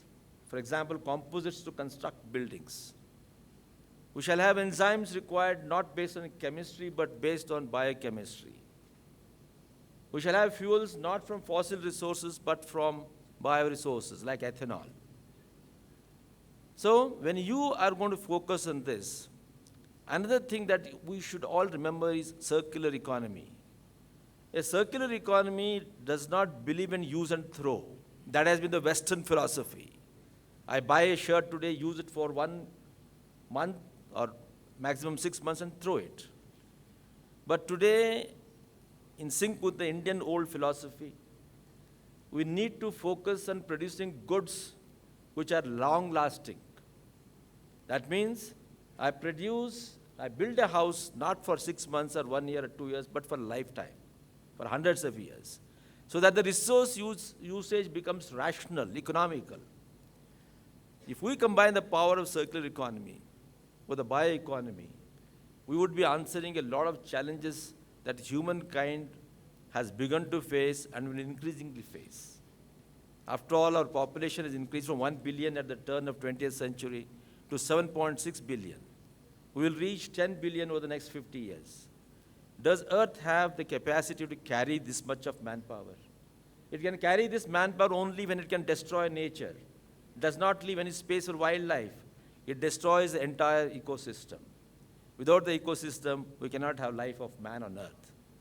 So I think, as Einstein said, a scientist without philosophy is blind. And a philosopher without science is lame. We need scientists who also understand sociology, psychology, the human value, the life forms.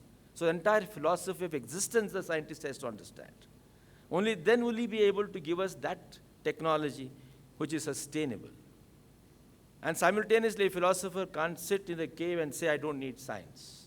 We need to marry science and philosophy in an optimal manner. So what I would suggest at this forum over the next 5 days that we are all going to meet, or this one lab, 1 week, is how do we focus on science of discovery and not just science for sake of science. India is still not having so much of resources that it can actually be so luxurious as to keep on allocating resources to just make a spirit of inquiry. Given the limitations of resources, given and the urgency of solving problems, India needs to focus on science of discovery and not science of delivery and not science of discovery. I was wrong. Not discovery, science of delivery. What is a delivery? We want delivery which is sustainable. We want delivery which is resource use efficient. We want delivery which will give us jobs. We want delivery which will be inclusive. So, this should be our approach. And therefore, even in our agriculture sector today, as a part of our strategy to double the income of the farmers, we are now talking about secondary agriculture. Primary agriculture, which believes in utilizing the natural resources, including the sunlight, for example, water and chlorophyll, it naturally produces food of different forms. But how do we use that food to conquer space and time? Otherwise, we're losing 40% of what we produce and generating greenhouse gases. World over, the loss of food on account of poor agri-logistics, on account of poor processing, is as high as 6 to 40%. And if we take this food loss and waste as a continent, it will be number 4 in rank in terms of greenhouse gas emissions. China number 1, United States number 2, India number 3, and this continent called food loss and waste is generating so much of greenhouse gas that it is 4th in rank. If only we can strengthen our agri-logistics, strengthen our processing facilities, we would be mitigating the loss of mitigating the emission of greenhouse gases. So when it comes to increasing the incomes of the farmers, saving the resources of this country and the world, we need processing. Processing is one of the integral component of post-harvest management. Other two being agri-logistics and marketing. India, unfortunately, has not yet focused so much on processing.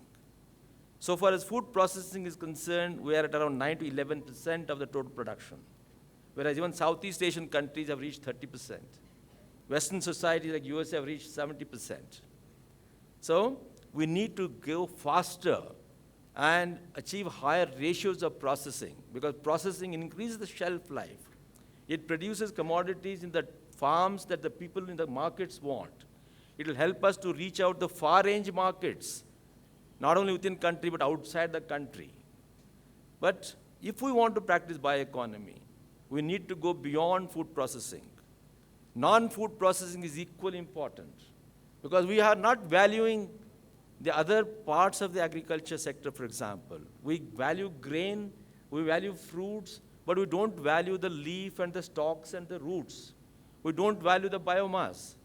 If India is producing 309 million tons of food grains, it is producing 786 million tons of biomass. And biomass and the grains and fruits are made up of the same compounds. It is the same cellulose, same hemicellulose, same lignin. It is the same protein, same fat. Why are we not utilizing all this important component which is there in the biomass? So we need to go beyond food processing and say food and non-food processing shall go together. We then add value to our agriculture produce. We add value to the farmers, capture and make him richer. We save the resources of this economy, of this country, of the world, and then we become more sustainable. So I would, before ending, say that let's focus on all these things. To just say a word on enterprise, we need to create that entrepreneurial spirit among our people. For centuries, our people have been used to wage employment. They work as wage employees, therefore they do not know the basics of management. Whereas enterprise calls for resource mobilization, including capital, technology, and managing the risks associated with enterprise. The core component of any enterprise is risk management. We now need to build that confidence in our people that you can shift from being a wage employee to becoming a self-employee. So self-employment is what is going to be possible through entrepreneurship. So Government of India and the state governments have been promoting large-scale activities, whether it is Stand Up India, Startup India, or is Mudra, or Atmanirbhar Bharat, and the skill development through various corporations, All these things are part of the suite or the package to promote entrepreneurship. And happily we're seeing that under Startup India, large number of youngsters in particular are taking to entrepreneurship. We need to further reform our policies, give them a better access to the institutional credit, give them better training, and make available the technologies developed in all these centers in an easy manner to them, because technology is costly. So how do you ensure that technology is made available to the potential entrepreneurs at lower rates of fee, royalty, and handhold them through incubation centers, technology business centers, and I think CFTRI, which is one of our premier centers in the country, is actually a link between the farmers and the consumers. It is a link between India and the world. And all the great services that this CFTRI has done over the last 73 years can continue to accelerate in service of our farmers, in service of our landless agriculture labor, in service of our youth who are coming out of the universities, and create those jobs which our great nation wants. So I would like to congratulate you for organizing this 1 week, 1 lab event. And I'm sure that the youngsters would really benefit. And it will be our pleasure to be associated with this thing. I congratulate all of you and wish you the very best for the next 5 days event.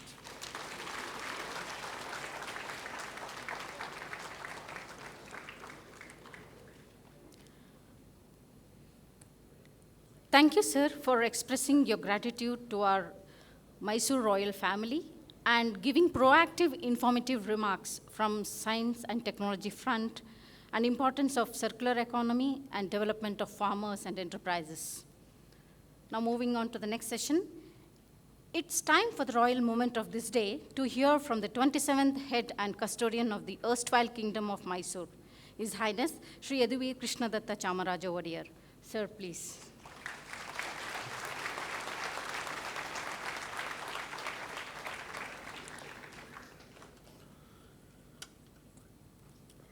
ಕನ್ನಡದಲ್ಲಿ ಸಾಮಾನ್ಯವಾಗಿ ಹೇಳಲಾಗುತ್ತೆ, ಮೊದಲನೇ ಮಗ ಆಗಬೇಡ, ಕೊನೆಯ ಭಾಷಣ ಕೊಡಬೇಡ ಅಂತ. Don't be the firstborn son and do not give the last speech at any program. Unfortunately, both of those things are true today. The reason being, of course, we are at a food research institute. You all have filled your stomachs with very nutritious information from all of the dignitaries here.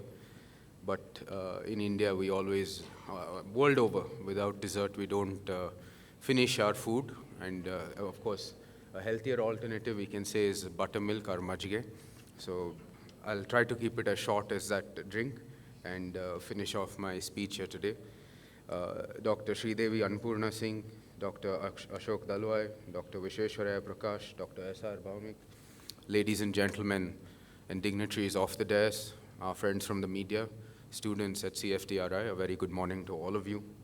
I am honored to be here today at the CSIR-CFTRI 1 week, 1 lab celebrating food research conference. It is a pleasure to be here at the inaugural function, and I thank you for inviting me here today. Of course, we all can recall the history of CFTRI. It was the residence of Maharaj Kumari Chelwamba, or Chelwajamanni Avaru, who was the sister of His Highness Krishnadwadi IV.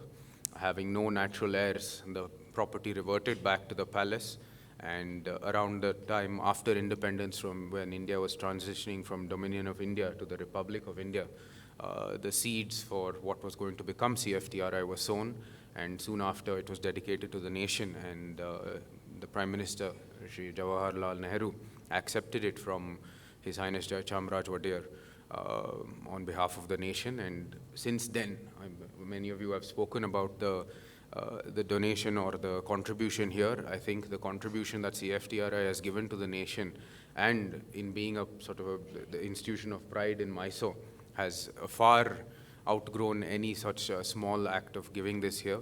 It has benefited the country tremendously, and it's an honor and a privilege to have it here in Mysore and continue to conserve that Mysore legacy of building institutions that have everlasting value.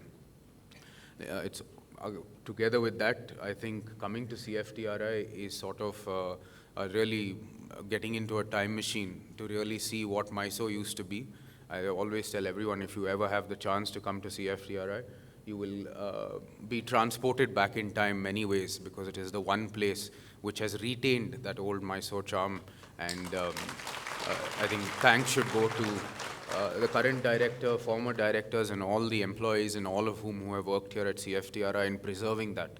So many thanks and my sincere gratitude to you all. We are, of course, at a convention where we are promoting and engaging thoughts on innovation and entrepreneurship. I think the values, of course, we have many eminent dignitaries here who have already given much more experienced and insightful talks on this matter, but my own taking on it is going to be very short. It's just that the same insight we get from the history of CFTRI should be what we should be implemented.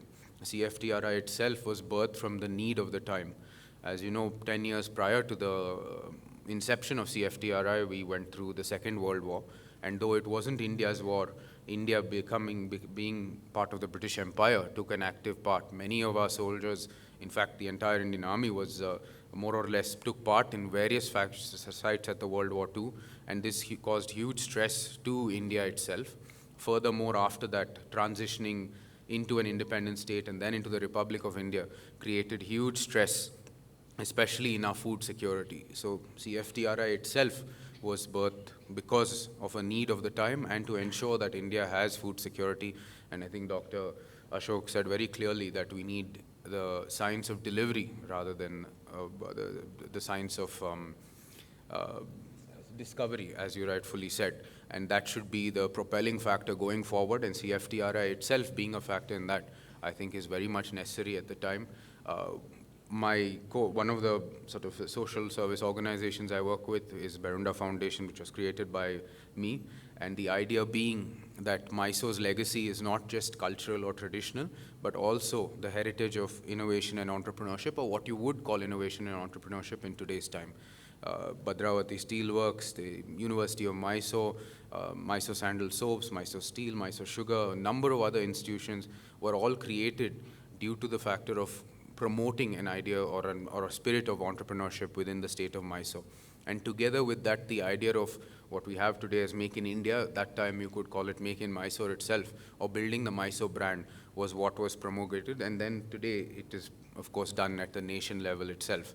And these are, I think, aspirations which we should look forward. Our own indigenous products, our own indigenous innovation that looks to fulfill the needs of our own indigenous requirements or demands.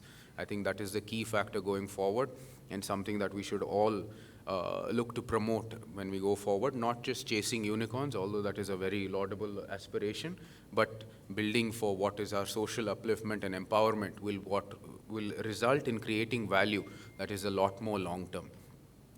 That is essentially the story of Mysore itself, because all these institutions are here for over 100 years. CFTRI itself will be 75 years old in the next 2 years. So it is, I think, creating those institutions or creating innovative ideas that will allow to sustain society for long term is what will lead India into the future. This Amrit Kal, or as we go towards 100 years in India, is what we should be looking forward to and instilling. After all, the aspirations of Indians and of youths today has gone beyond just food security. We have, in fact, tremendous quantity of food. We are looking to now have quality of food and better nutrition in our food. And that is what can be extrapolated across the board to every single product and innovation as well. So with that small talk, I once again want to thank you all for having me here today. It's been an honor and a privilege.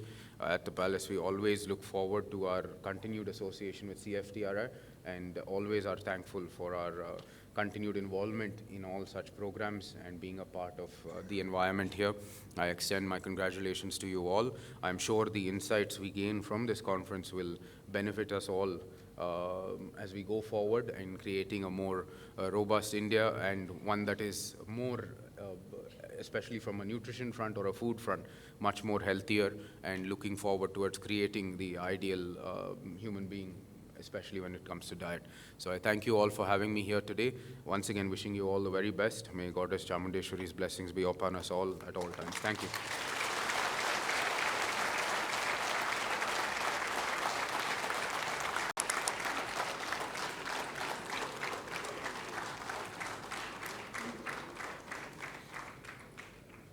ಧನ್ಯವಾದಗಳು sir. ಈ ಸಂಸ್ಥೆಯ ಪ್ರಾರಂಭಕ್ಕೆ ಮುಖ್ಯ ಕಾರಣರಾದ ಮೈಸೂರು ಸಂಸ್ಥಾನದ ರಾಜರ ಮನೆತನಕ್ಕೆ ನಾವು ಹೆಚ್ಚು ಆಭಾರಿಯಾಗಿದ್ದೇವೆ ಎಂದು ಹೇಳುತ್ತಾ ತಮ್ಮ ಹಿತವಚನಗಳಿಗೆ ಧನ್ಯವಾದಗಳನ್ನು ಅರ್ಪಿಸುತ್ತೇವೆ.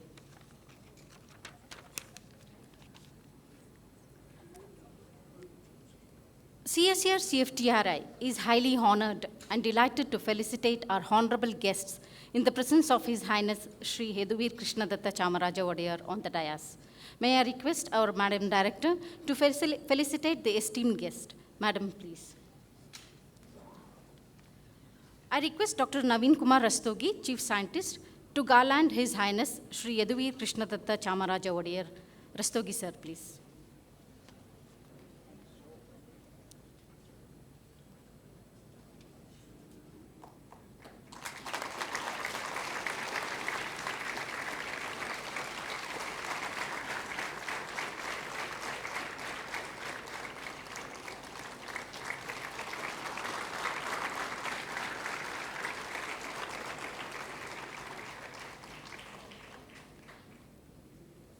Products developed by CSIR-CFTRI and commercialized are presented to the honorable guests.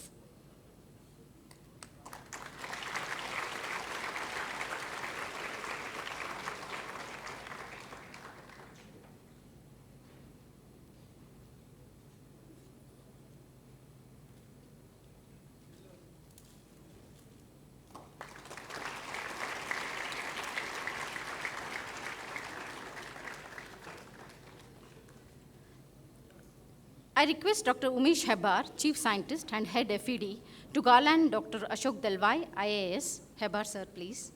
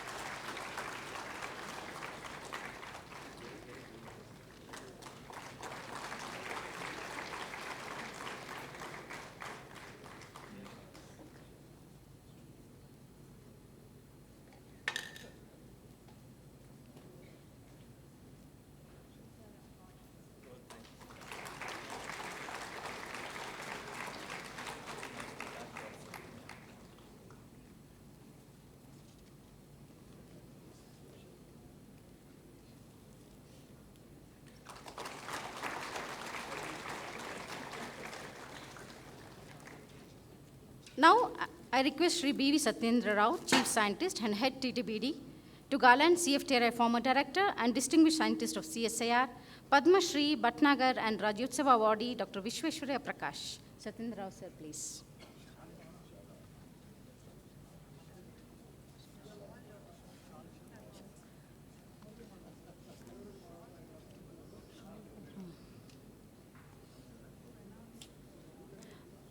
I request our Director, Madam, to honor with the shawl.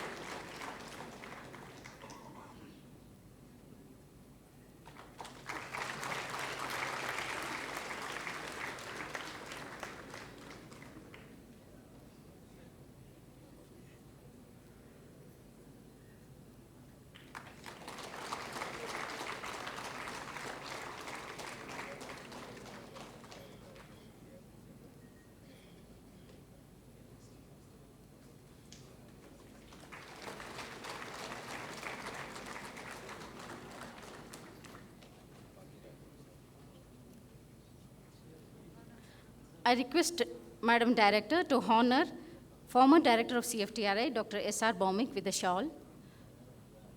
And I request Sri R.S. Mache, Chief Scientist and Head Department of Food Packaging Technology, to garland.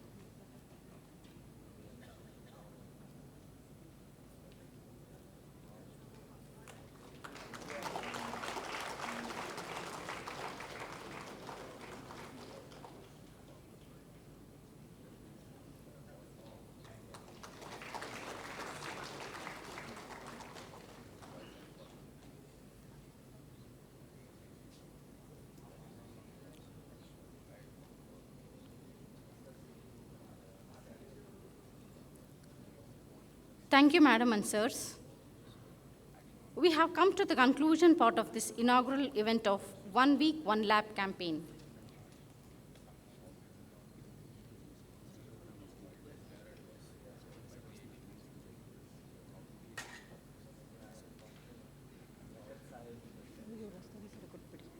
May I request Dr. Naveen Kumar Rastogi, Chief Scientist, to render vote of thanks. Sir, please.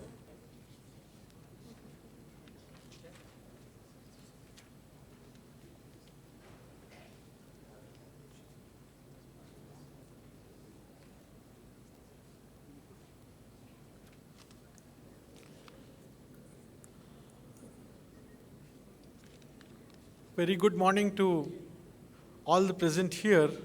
Respected His Highness Shri Yaduvir Krishnadatta Chamraj Vadiyar, Chief Guest of the today's OWOL inauguration function, Dr. Ashok Dalwai, IAS CEO, NRRA, Chairman Empowered Body of Doubling Farmers' Income, Ministry of Agriculture and Farmers' Welfare, Government of India, Padma Shri Dr. V. Prakash, former Director, CSIR-CFTRI, and Distinguished Scientist, CSIR, and Dr. S.R. Bhaumik, former Director, CSIR-CFTRI, our Director, Dr. Sridevi and Purna Singh, distinguished guests, my scientific colleagues, invited guests, and other scientific, administrative, and other staffs, researchers, dear students, press and media personnel.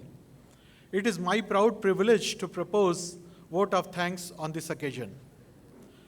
I would like to thank His Highness Shri Yaduvir Krishnadatta Chamraja Vadiyar for gracing the function as the chief guest and giving his inspiring remarks and launching the products. We are extremely indebted to you, sir. In spite of your busy schedule, you acceded to our request to grace today's function. Thank you very much, His Highness.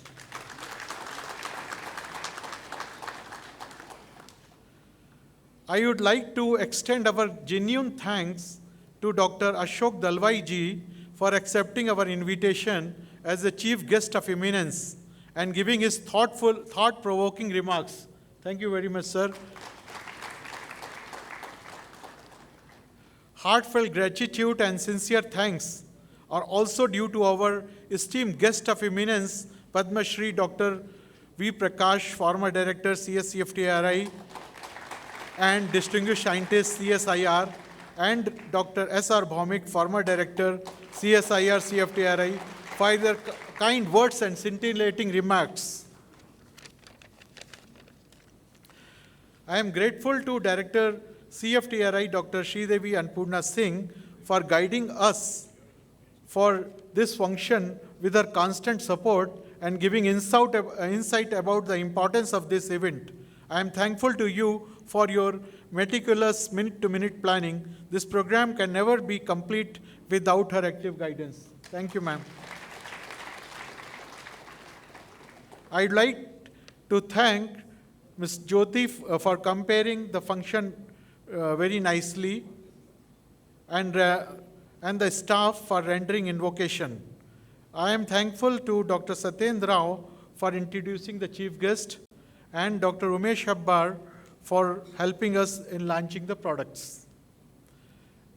As you know, this event cannot happen without the wholehearted support and encouragement of my fellow colleagues of core committees of OWOL, head TTBD, head PMC, and information publicity coordinators for their support. I would like to express my appreciation to everyone who worked on this event. A special thank to my colleagues who are chairs, co-chairs, conveners, members of various committees for their unflinching support and coordination, who are working continuously and tirelessly for OWL program, which is started today and to be held till July 7, 2023. I am thankful to the venue arrangement committee, administration, finance, stores, agri-horticulture, security, state management, electricity, INP, computer center for supporting for a smooth conduction of this program. Not the least, I am really thankful to all present here, including the media personnel, scientific colleagues, HODs of the departments, coordinators of the sections, CFTRI staff for attending this function. With these warm words, we move to the end of today's program. And on behalf of the Institute, I thank the sponsors of 1 Week, 1 Lab program, Suhana Foods, AFSTI, Food Ingredients Specialties, FIL, Marico, Shriram Distributors, and Milligrain.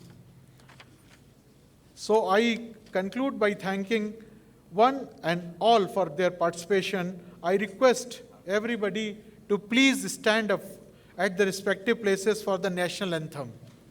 And after that, please join for the tea in the lawns outside. Jai Hind, Jai Vigyan.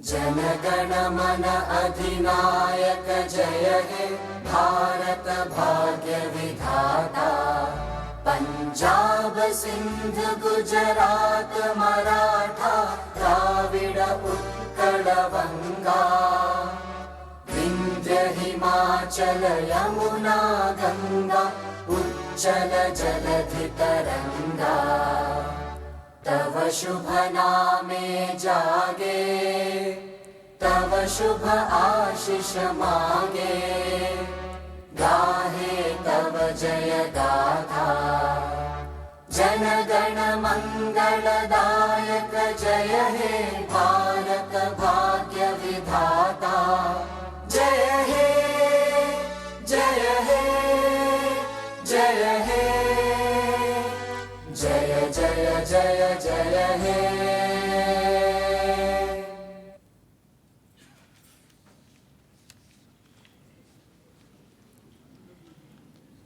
Once again, I request everybody to please join for the tea in the lawns outside. Thank you.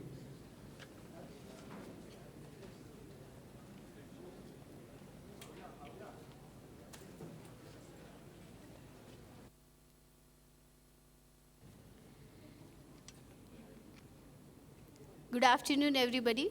The distinguished guests, eminent speakers, CFTRI family, ladies and gentlemen. At the outset of 1 Week, 1 Lab, it gives me great pleasure to extend a warm welcome to our esteemed experts for the lectures by eminent speaker session. Please join me in welcoming Padma Shri awardee, Dr. Vishweshraya Prakash, our former director, CSIR-CFTRI, and distinguished scientist of CSIR, to the stage with a warm round of applause, please.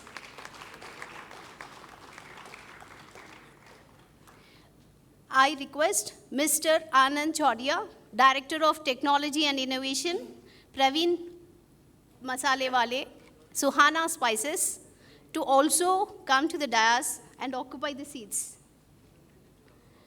Please join me in welcoming respected Madam Dr. Sridevi Annapurna Singh, Director CSIR-CFTRI, to the stage and occupy her seat.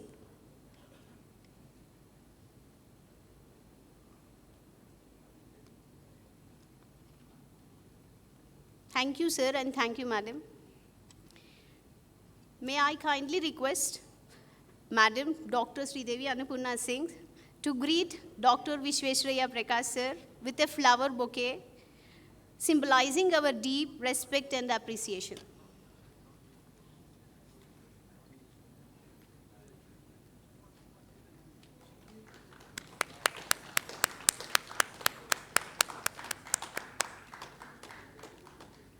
Now I request Director Madam to extend a warm welcome to Mr. Anand Chaudia by presenting a flower bouquet.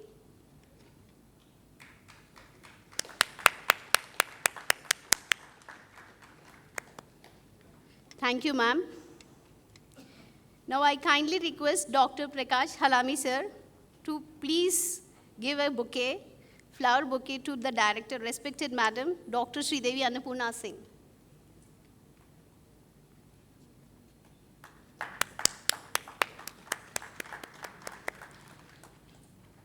Thank you, sir. Without not taking much of your time, we are honored here to have with us today a distinguished expert in the field of food research. I would like to invite Dr. P. Giridhar, Chief Scientist, PCBT Department, to introduce our esteemed expert, Padma Shri Awardee and Rajasova Awardee, Dr. Vishweshraya Prakash.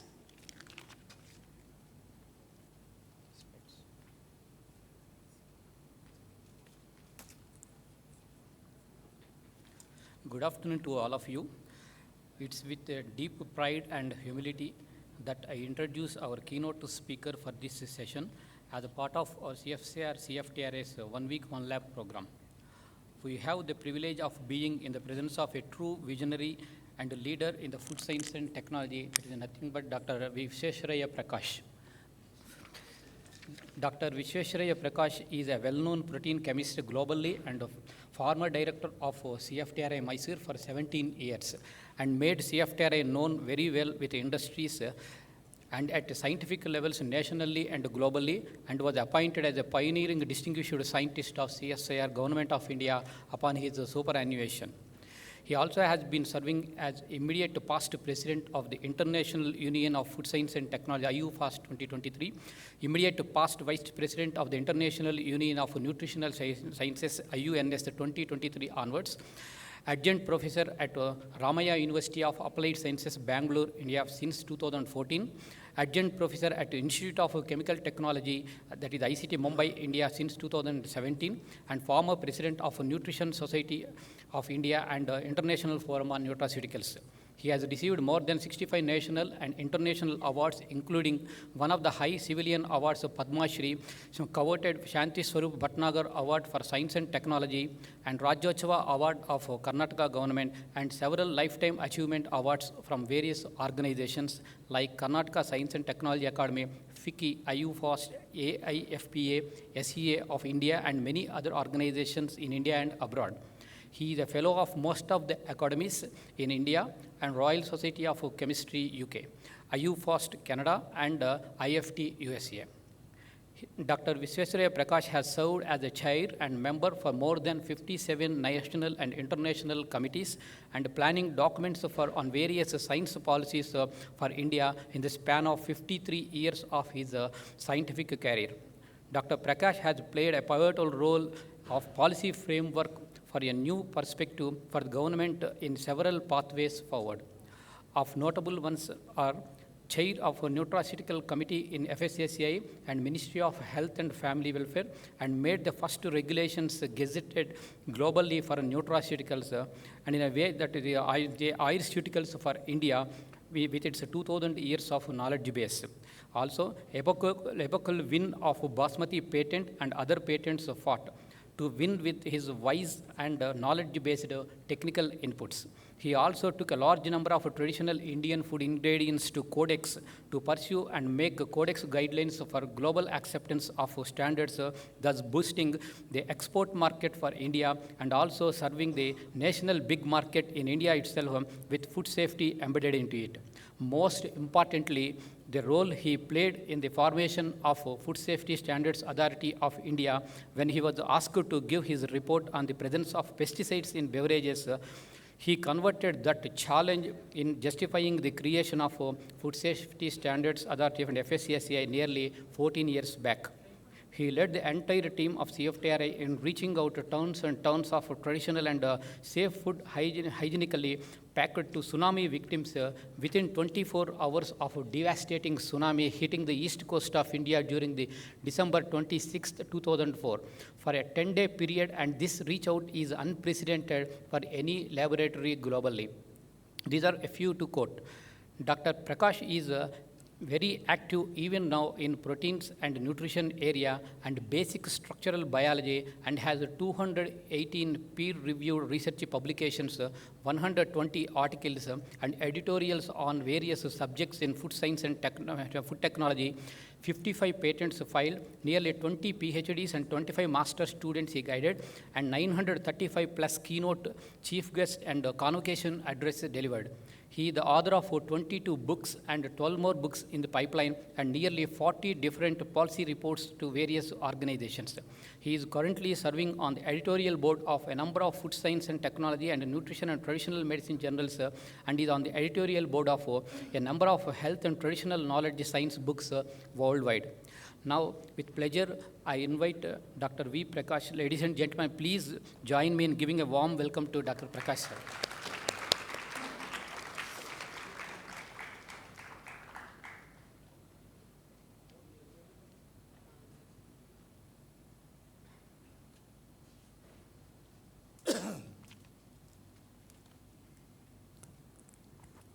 To be used?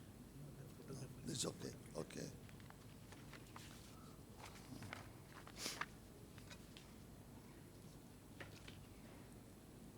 Good afternoon to all of you. Yeah. This will advertise Bisleri, so I don't want it now. Yeah, I don't promote any brand equity, right? So at this, thank you very much for the water. No, don't worry, don't worry. We are already late, and by talking in the morning and talking to all of you, my throat has gone bad, but I will still manage. I don't want to have a long talk, what I planned, because it's already getting late. By now, we should have finished this part of function, but it was such a marvelous function in the morning that every minute was so enjoyable.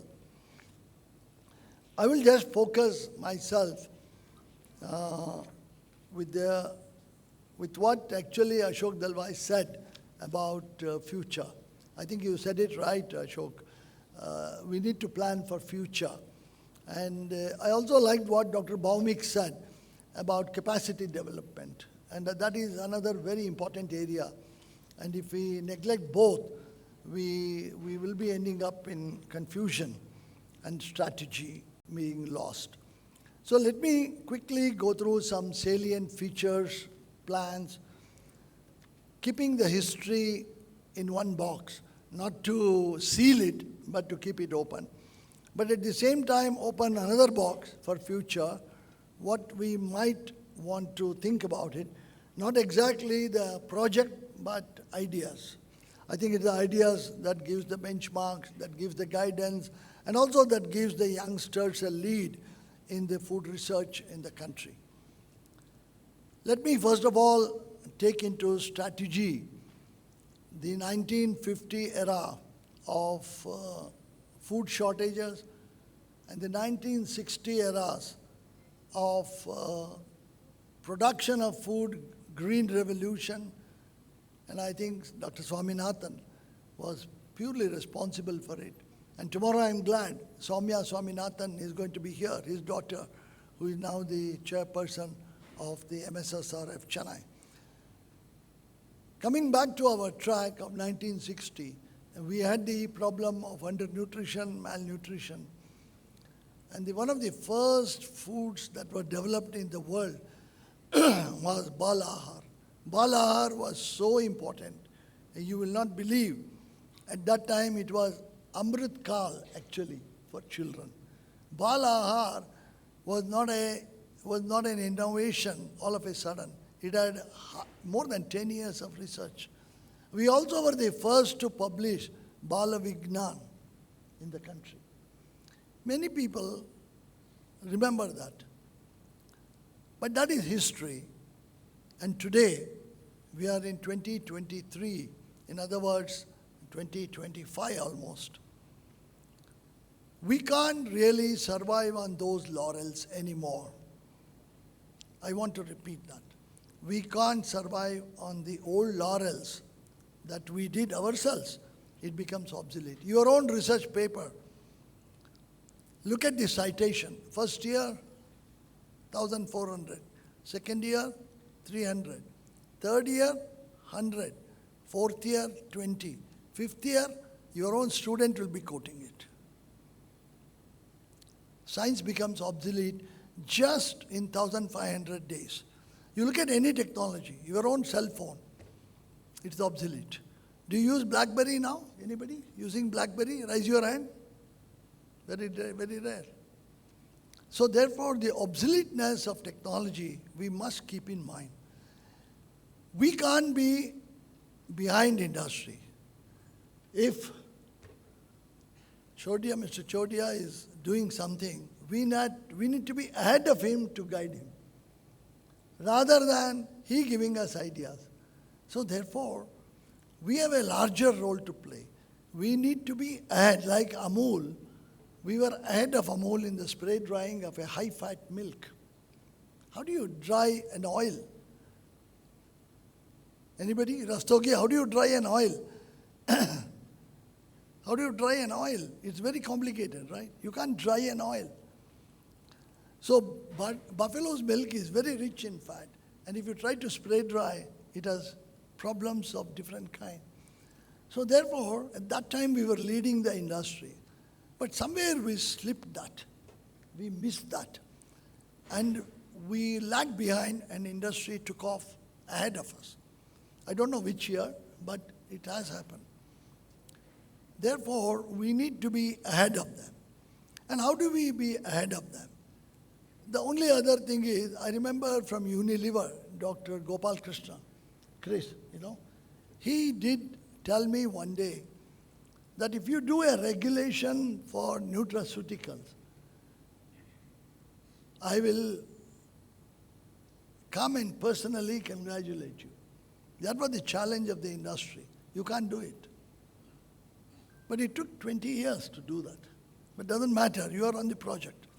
And we were the first one in the world to do regulation for nutraceuticals. First one. Nobody had done, even US had even now not done. It's all health food. Please remember, go through it. Many of you may not know many of these things because the labor that was done with 800 people in that committee was not easy. But you have to take everybody together, hear everybody, and give enough value to it. Why I'm telling this to you is, in science, you're either first or last. There is no in-between, right? If China does regulation in Chinese language, then you translate it to Hindi and English. No good. But if you do it and they copy, let them. Doesn't matter. So therefore, I'm trying to push a point here of leadership first. Be ahead of industry and be ahead of the latest science. But these are related to funding. And everybody says, I didn't get a project from DBT, I didn't get a project from DSIR, CSIR, and also from ICR, ICMR. But make a survey all around the country. I've written some of them in the souvenir. Maybe you will read it later on. But it is very important when you make yourself a survey, don't ask others to do and pay it. You do yourself. Which is the best food science laboratory in the country? You do a survey. You just do a survey yourself. Go to the web page, download facilities, download the ambience, download the royalty, not the patent royalty, but the royalty of the palace. You are in the best ambience possible, best ambience. I want to buy 5 NMRs in CFTRI because my project I want 1 NMR. Another fellow wants another NMR for another project. This concept has to go. Mountain doesn't come to Abu. Abu has to go to mountain. So if you are going to use your NMR for your project, who will take care of that afterwards? So the concept of central instrumentation facility came down.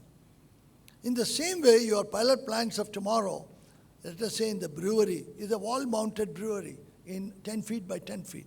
It's not those tall structures of maize milling that you brought down recently because of the massiveness of that. You require 300 lorries to stand here to make that happen because the industry wanted a model. Today, everything is on the iPhone, right? So wall model pilot plants are becoming but actually you can't buy it. So you have an opportunity there to make pilot plants for the industry, make pilot plants for educational institution, make pilot plants for Harvard, MIT, in not only in food but in other aspects of drug development also. And how do we look at this as a strategy of using our talent of engineers, food engineers, to make a wall-mounted anything. I put half a kg and get my product in the quickest way, then scale it up, the digital situation. So therefore, there is an opportunity. That doesn't cost much money, isn't it? What do you say, Rastogi? The wall mounted, does it cost lots of money? To do in a paper, wall mounted. So therefore, there is an opportunity. I'm giving this example because in every area, do it in a micro scale. And normally engineers say 1:10 only can be scaled up. That's a normal formula. Those formulas are no longer valid, right? You can extrapolate, simulate, make your 3D. So I think there is a tremendous opportunity in technology. And that innovation has to come on the computer and computer knowledge. It's also important to look at this from the human capacity development that we are talking about. We need a quick refresher course to all of us, including me, to look at full potential of using our own telephone. How many of us know? We know how to send a message that I'm coming for lunch today at 1:05, I'm late by 5 minutes. And also we know how to download a WhatsApp. Beyond that, what's the use? It contains a big powerhouse here. So therefore, everybody buys phone, but do you see anybody getting trained in that shop? Very little, very little. Your grandson always is more smarter than you, if some of you have. I'm sure Krishna Kant would say yes. It's very important. Very important we learn from them because they're too smart. So I think we need a training to enter into the domain of IT as food technologists and mix IT with FT. And then only we can go forward. If we don't, that will make us obsolete. I don't want to use computer. That's not my area. I will ask an IT man to do it. That won't work. You need to dive into it and use your knowledge with that. Simulation. Simulation is very important today of your technology. Simulation, when I say, I go back to backward integration of agriculture. Why I say that is the following. Just drive 50 kilometers from here to Gunlupet. You can always take a short trip on a weekend. How many sunflower fields are there? You just have a look. And what is the yield? Less than 100 kilograms of sunflower seeds per acre. Is that what we are looking at? We are looking at several tons. So therefore, the vertical productivity per acre can also be a part of our integration. And we can't say that's not my area. There are a lot of agricultural scientists here. Negi is one here, right now sitting there. We need that integration of backward integration and how the sunflower has to be harvested. We don't have a machine to harvest sunflower seeds today. All that becomes archaic. Farmer cannot harvest in the field. It has to be just cut, taken in, and take the sunflower seed out. But the point is, the number of nutraceuticals in the sunflower plant is more than 10 times more than the sunflower seed. That's where Chodia comes in. And he's going to tell in his talk, I'm sure, many of these advantages. You can't neglect that remaining portion of the plant and make it a stubble burning. I'm very glad Mr. Ashok Dalwai mentioned it. We can't be stubble burning. But when you look at Canada forest burning today, and US is getting the smoke, Canada is asking US to put off the fire. Most modern country in the world asking another country to put off the fire. That's amazing. That's not fair. So therefore, we need our own ingrown, homegrown technology. However it is, even for love of money, people won't give you technology. And I stand here to tell the example of ISRO. If ISRO can take more than 100 systems into the sky, even French guys could not do, even Cape Canaveral cannot do, ISRO can do. So ISRO is now a commercial organization because they're ferrying satellites. So therefore, you can shift from a research lab with the research going on, plus into the modern era using your computer system, provided you are trained. In CFTRI, we used what is called for dialogue, KM. Ramesh, what is the expansion of KM? Knowledge management. KM was used by everybody. Sridevi could send me a message, I can send her a message. So we developed our own infrastructure, not email at that time, right? We developed our, but when email came, we dropped it because this is a bigger one. Why I'm telling you, it's always there is a methodology to use computers, and don't be shy of using for your own good in maturing a technology which doesn't bump back. It's also important to clean up the house for the Amrit Kal 2047, when India will be 100 years of independence, free India. To clean house, we need to start cleaning the house today. Many people think the Amrit Kal targets are all going to be launched in 2047. I'm sorry. 2047 is celebration of India's economy. Perhaps, number one or number two, we don't know. Our aim should be one. But we are number two, it's okay, not an issue. Sorry. I want to emphasize, my major point of emphasis here is, if you are delivering in 2047, you have to be mature technology in 2037. And you have to test it out for 10 years for its survival. You just launch in 2047, 2048, it comes down. It doesn't work. It has to work for 10 years with industry, not in your laboratory, right? So I think it is time that we clean our house. No, thank you. No, I don't need it. I'm okay. I have to then protect it constantly. It will fall down. Yeah. So I think it's very important to emphasize, let the technologies be cleaned up in the in-house cleaning. No, this has become archaic. I will keep it. Even there are no people to technology transfer, right?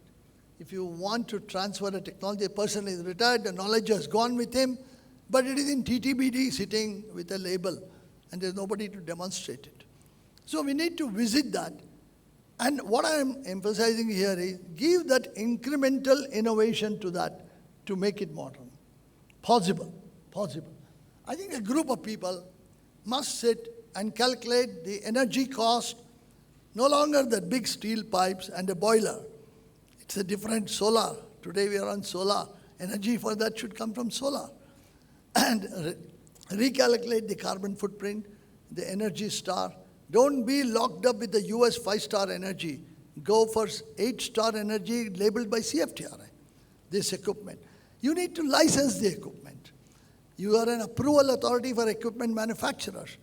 Those are the dreams that we need to have with 8-star energy. You find on the refrigerator 5-star, but you get a 5-figure electric bill still.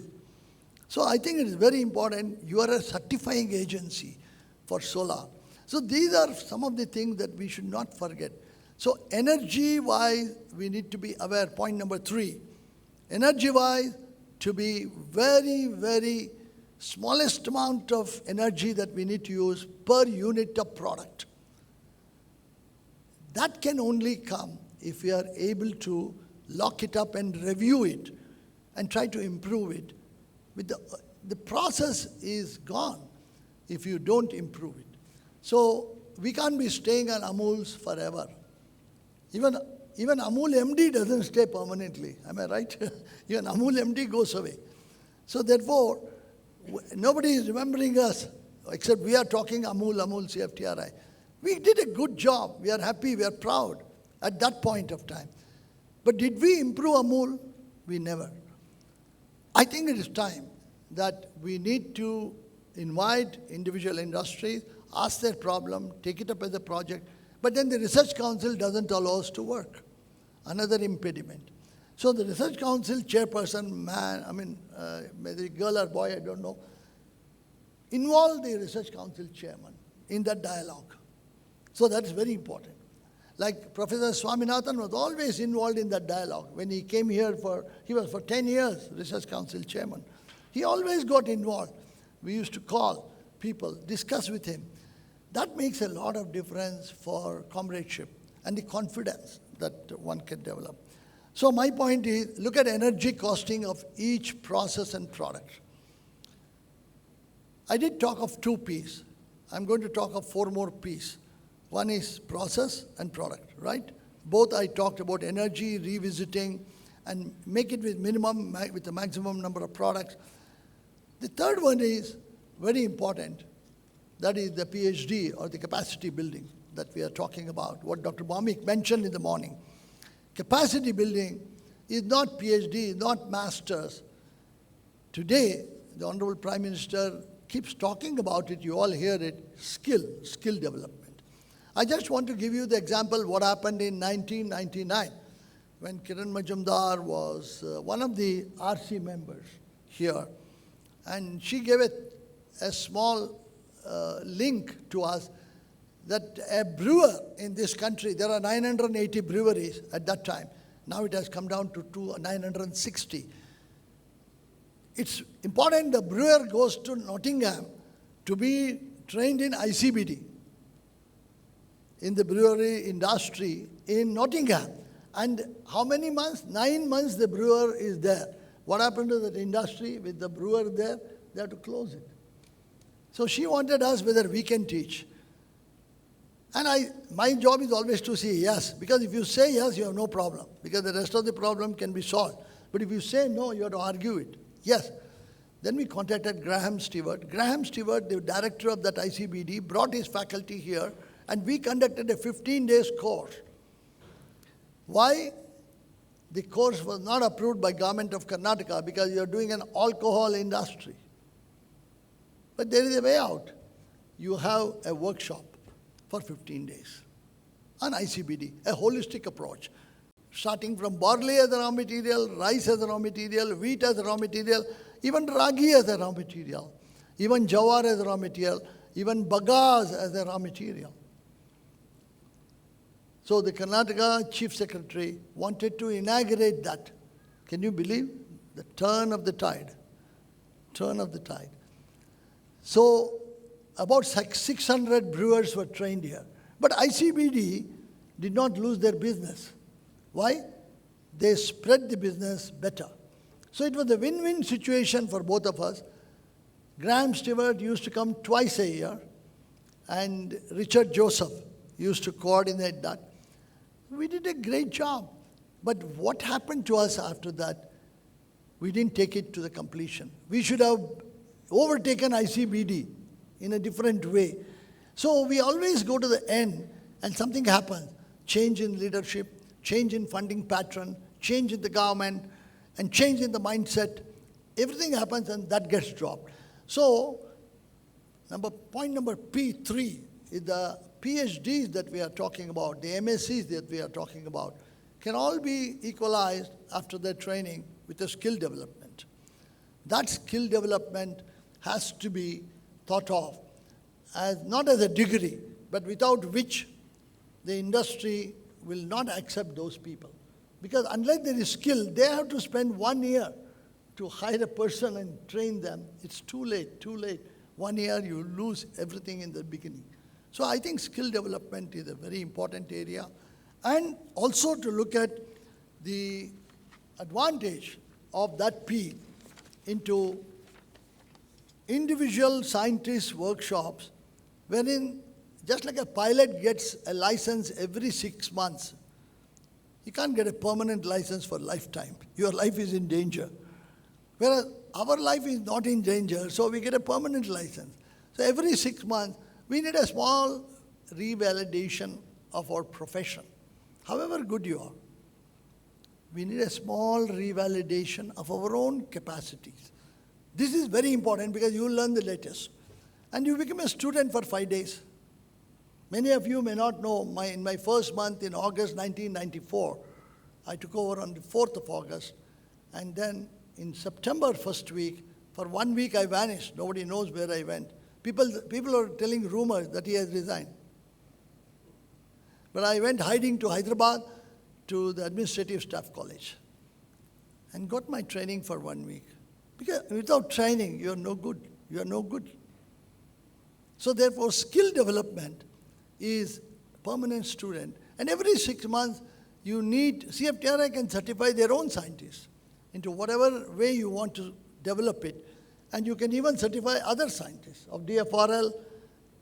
Now I think NIFTEM 1, NIFTEM 2, NIFTEM 3, NIFTEM 4, NIFTEM 5, and other CSIR labs, including RRL Trivandrum, which is now NIST, are the nearest. I think Narari Shastri is going to be tomorrow here or day after tomorrow. Yeah. So don't tell all these tricks to Narahari. I can tell him, but why I'm telling you, you become a focal point of capacity building, which is a commercial activity, but it will also get you quite well-trained and placements with the industry. And involve industry in that to give talk. You don't have to give talks. I'm sure Anand will say, never say no to us, right?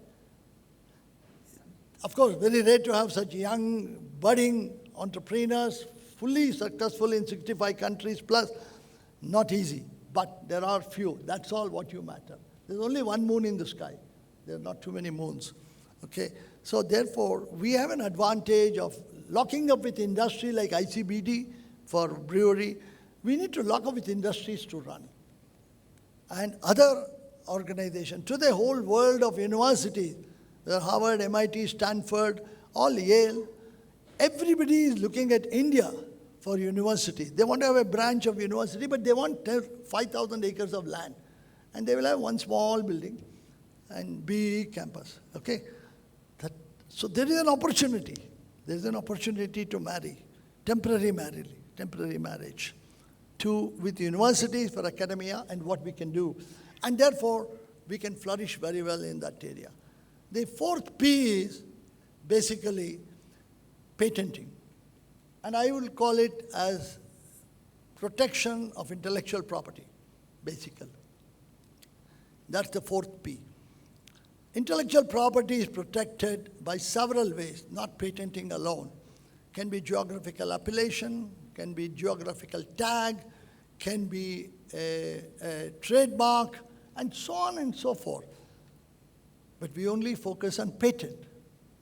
And there was one era when the top management of CSIR wanted only patent, so you had to really refabricate yourself. But one thing that happened, India showed for the first time that we can fight, we may not file more patents, but we can fight patents. When we won turmeric by quoting Sushruta Samhita, which is 2,000 years old, and one line in that, the US judges argued that we didn't have access to that.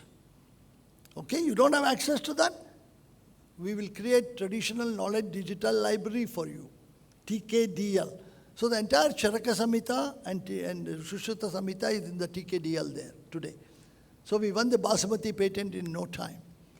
We won the Idli patent in no time. But then we stopped fighting and started filing. Why? Because we need to show the sample, that's all. We don't have to fight all patents. So what I mean to say here is, it is not just intellectual property. The process patenting, the product patenting, all won't work in the future, according to me. It's the trade secret that works, because that's how industry flourishes. It's CFTRI's secret, whether you like it or not. Because patent, you have to put gold, today gold, tomorrow platinum, day after tomorrow titanium to maintain it. It's very difficult to maintain. But one basic idea, you file in India, maintain it by 5 to 10,000 rupees a year, that's not an issue. So revisit the patent library of CFTRI and see what can be done in taking trademarks out of that. It's an income generator. And that will make a lot of difference in geographic appellation, which I'll come to the last P, which is a different P altogether. But we need to work on that with basic work. If we don't work on basics, patents won't come by just design of equipment. I can't take 5 TVs, break it, and make Prakash TV. I'm breaking all the patent rules, I'll be behind bar in no time. So therefore, we need to be very clever, very strategic, very influential in the knowledge, and very captive in our audience, and make sure we find a loophole and enter through that. Most of the wars are entered into fort with a loophole there, not with the main door. So please remember, strategic reading of patents, reading of IPR, reading of trademark documents, reading of geographical appellation document, especially in agriculture, geographical appellation. After we did Basmati for the Dehradun variety, we realized the best Basmati was somewhere else.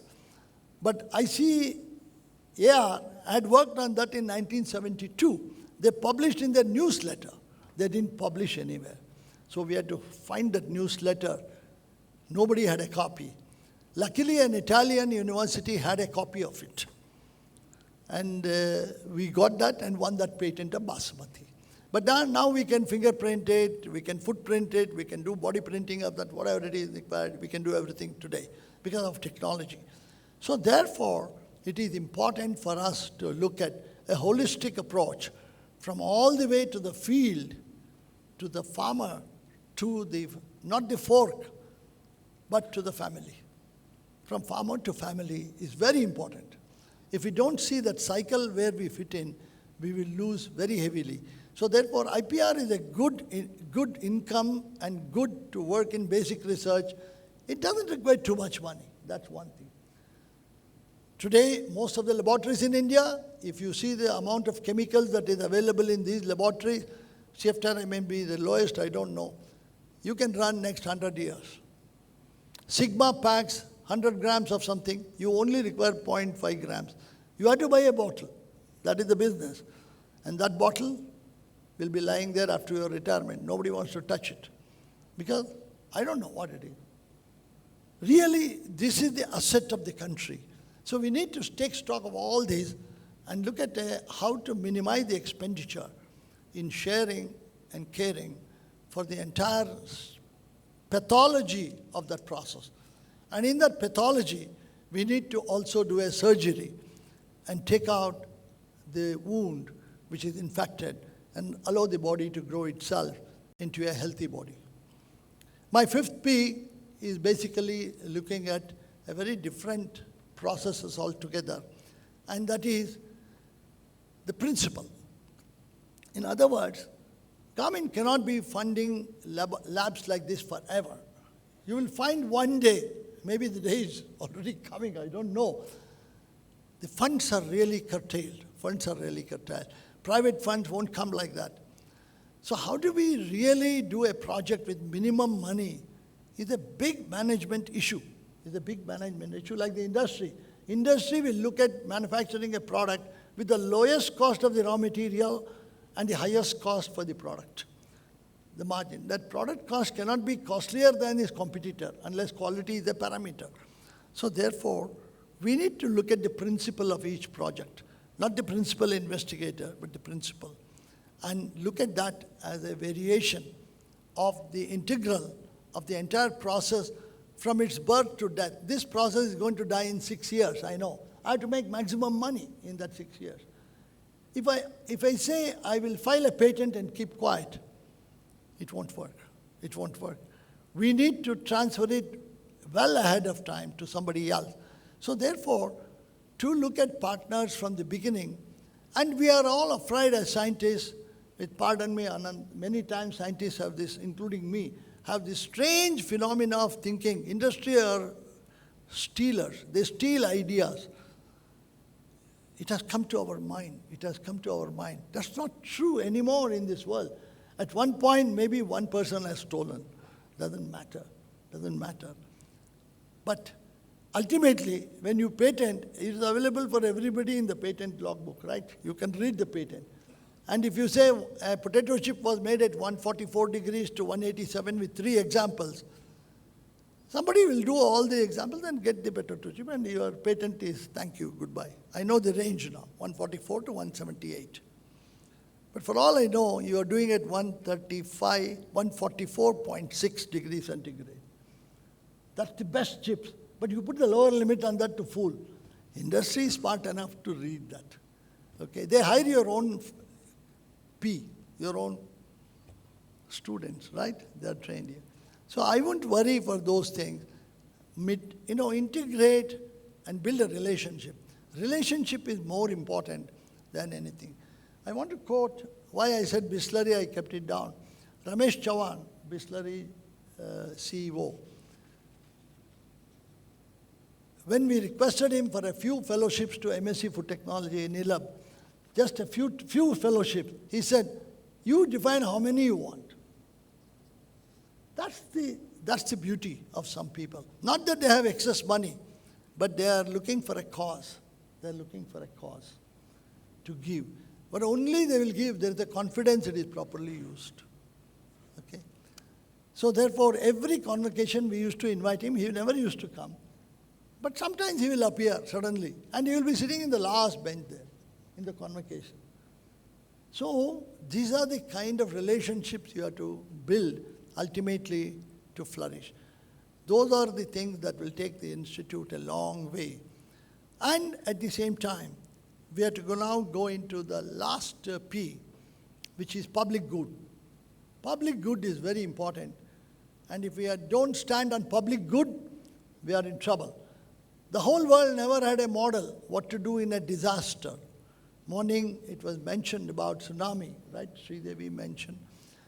It was not to popularize. We got an idea on Sunday evening, December 24th, 2004, when we heard there was an earthquake in Chennai. We all heard earthquake. We didn't know the word tsunami. We thought that was a Japanese dish. And we never knew. When the intensity was known, a small meeting of the health department was called in the evening. We all agreed together, we should do something. But what is that something? We all say, okay, we'll send money, we'll do that. But then it emerged in the next 12 hours that we start in our 6 pilot plants in the institute production. There was no GST at that time, unfortunately or fortunately, but we produced products close to about 800 tons in different formulations, all traditional foods. And the lorries went one by one. And the highest officers in India called us and said, please reserve a carton for me. Please reserve a carton for me. And our total usage of government money was less than 2% in that. Less than 2%. Where it came, public donated. But we defined what are the raw materials you can donate. You can donate wheat flour, you can donate some spices and so on. There was a long queue in all the 4 gates. So public good can evoke a lot of emotions. But at the same time, it has to be safe also. I don't know how many of you remember the first batch that was done of the Bisibele bath was wasted. Because the pepper that we used had a lot of microorganisms. And that didn't die. The spores didn't die at the processing level. So we had to discard it. We had to discard that batch. Because we can't take a risk. And we also put a label, even though one can keep it for 1 year, we said shelf life is less than 1 month. So that it is not misused by other people by taking away that and selling at a later date. Shelf life is 1 month. But we know it is 12 months, right? Sometimes Gandhi said a small lie is okay to win the war, will ruin the nation. But ultimately, whom did we save, do you know? It's not the poor farmers. It is our rich people who are living in the coast who didn't have any knowledge of cooking. They were our clients. They were our clients. Even today they send emails. Even today they are grateful to you. Because for that 1 week, but then there was a mandate from government, continue the production. But it requires a bold step to say, sorry, I'm not a factory. I've given you the formula, and that's all. So to end up, I would like to quote, when in New Orleans, Katrina hit. All of you know Katrina was a very bad hurricane that hit New Orleans. New Orleans got submerged.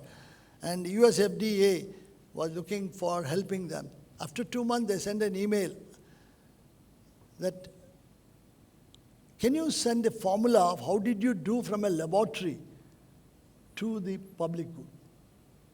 I never answered that email. But I think what it shows is, if you do public good, there's always a plus point in that. And that will remain with the public in terms of what we are doing today with an open day and so on. And we need to do that. But strategically for 2047 Amrit Kal, the final word from me on that Amrit Kal would be, many of you are retired by 2047. This 1 lab, 1 week, or 1 week, 1 lab will go away in 1 week. But then I would strongly urge you to produce a document based on all the talks, based on all the systems, the way forward. It need not be published. It's your gospel that you need to keep with you and hand over from director to director.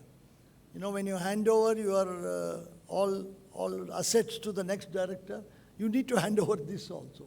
And the signatories are some of the younger scientists, because they will be serving long. Make them the signatories. That will help you a lot, because with the change in leadership, there can be change in direction and speed. So therefore, that freedom is always there, 40%, but 60% should be going in one direction, which has got potential, which has got a huge surge of activity and energy, which also has a tremendous amount of forethoughts.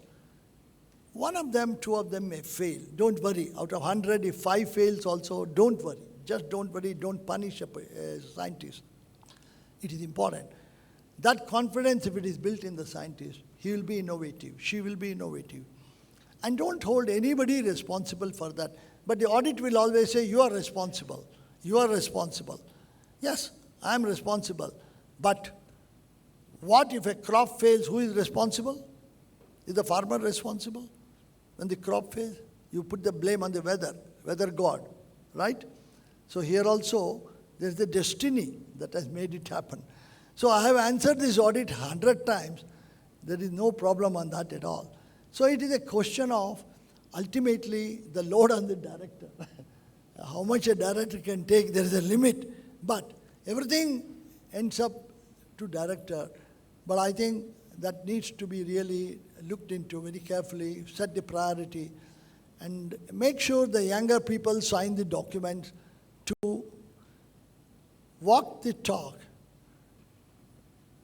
But then, at a time will come when they can only talk their walk. That's all. You cannot be always walking your talk. You will not. You talk something and you say, I have to go in this direction, you will change somewhere. So it is most appropriate, set the target, and when you finish the journey, complete the story, and make sure that here is a retiree who is going to come anytime and demonstrate free of cost a process, undertaking before retirement. Why not? Is anybody angry on that? Those who are angry, leave them, don't worry. That much we can do back to CFTRI, right? That much we can give back to CSIR. It's my process.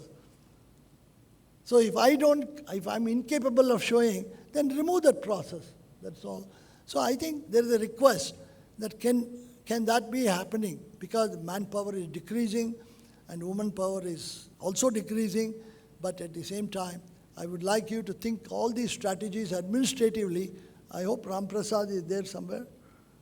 Okay, hear it very carefully. So you need to really make sure that all these things are kept with you. So be a scientist when you are an administrator.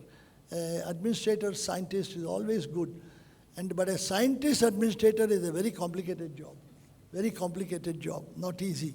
Not easy, because everything you look scientifically. That's not correct. You need to be clear. So with that, I finish my time and 40 minutes. I promised director that I will take 40 minutes, but I took a little bit more, 1 minute more or 2 minutes more.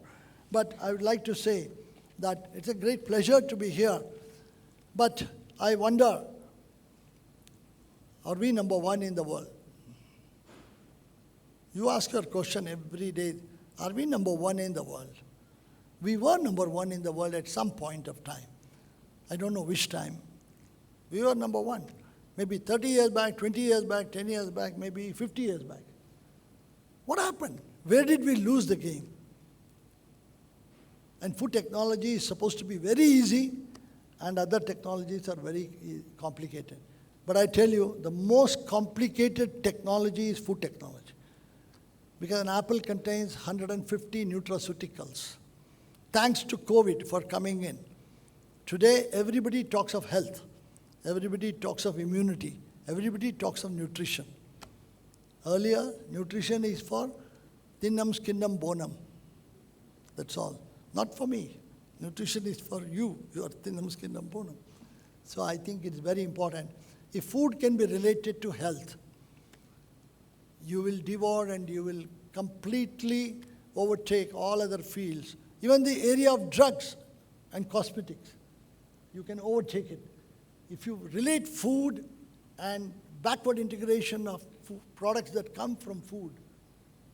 Aloe vera is not a food, but the number of products aloe vera leads to health, what is claimed, with regulation, control, and safety will make a lot of difference. So kindly, ultimately, connect food to health. Otherwise, it will not work. If you are just eating for energy, and most people try to skip rice. I don't want rice, that's calories. As though wheat is not calories, right? Wheat is as much calories as rice. Calculate. Calculate, one slice of bread is 240 carbon footprints, one slice of bread. Everything is evaluated from that side. But India will evaluate one slice of bread or one roti will give you how much health index, HI, from each food. It's a new way of looking, health and food. If I don't eat my rice, my tummy gut microbiome will die. How many will die? I don't know. Only Halami can answer. He's now talking of geriatric biotics, right? He call it zero biotics. Yeah?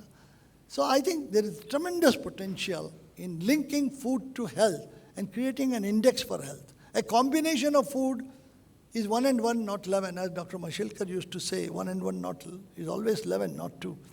So combination will make it 1, 1, 1, 1.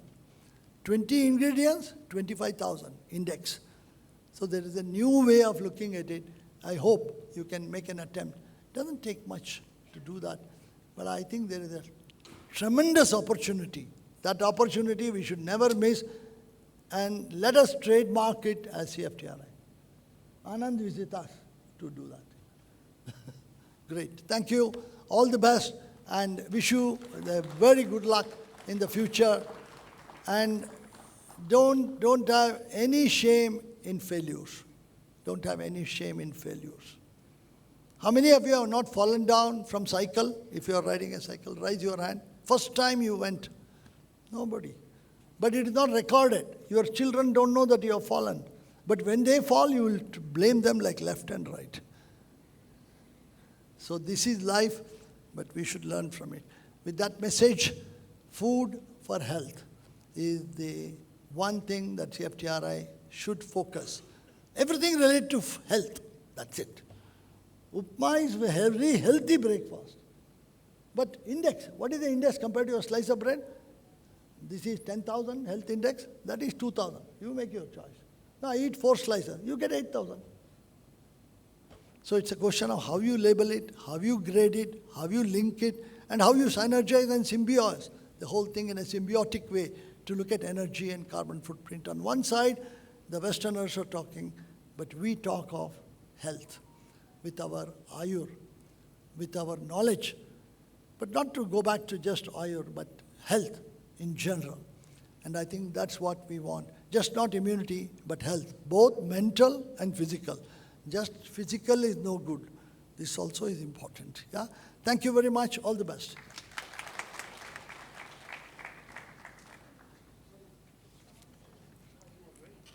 Thank you, sir, for enlightening us and sharing your experience in various domains, in process, product development, need for hour of energy efficient systems, and having a self-evaluation of ourselves for the knowledge dissemination and documentation and management.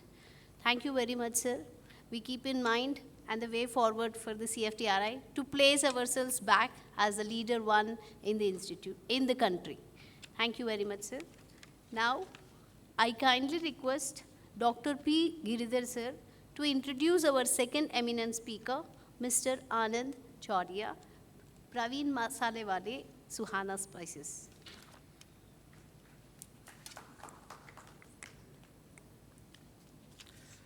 Good afternoon once again. The core of introducing our second eminent speaker, Mr. Anand Chaudia, is a great privilege to me. He is a man of virtue and simplicity and is a great inspiration to many, especially to the young ones. Mr. Anand Chaudia has obtained his master's degree in food technology from the prestigious University of Auckland, New Zealand. Mr. Anand is a versatile individual who excels in multiple domains. He is acknowledged as a leader, mentor, innovator, experienced entrepreneur, exceptional orator, and a distinguished speaker at TEDx Pune. Above all, he is characterized by his humility and self-awareness, which further enrich his personality. In his capacity as the Director of Technology and Innovation at Praveen Masalewale, he has played a pivotal role in propelling Suhana to new heights of success. By infusing innovation and technology into the traditional business of spices and pickles, Anand Chaudia's ideas have led Suhana to become a popular brand both in India and internationally.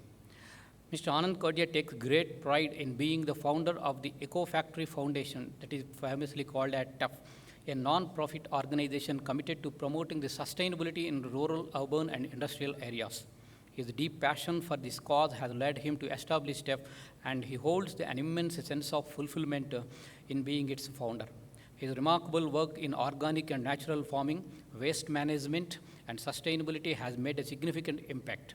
He has spearheaded groundbreaking initiatives such as India's first ever waste management park, the Mobile Center for Sustainable Farming and Rural Entrepreneurship, that is popularly known as Shashwat Bharat Krishi Rath, and the compilation of green recyclers and processors called the Green Directory, among other achievements.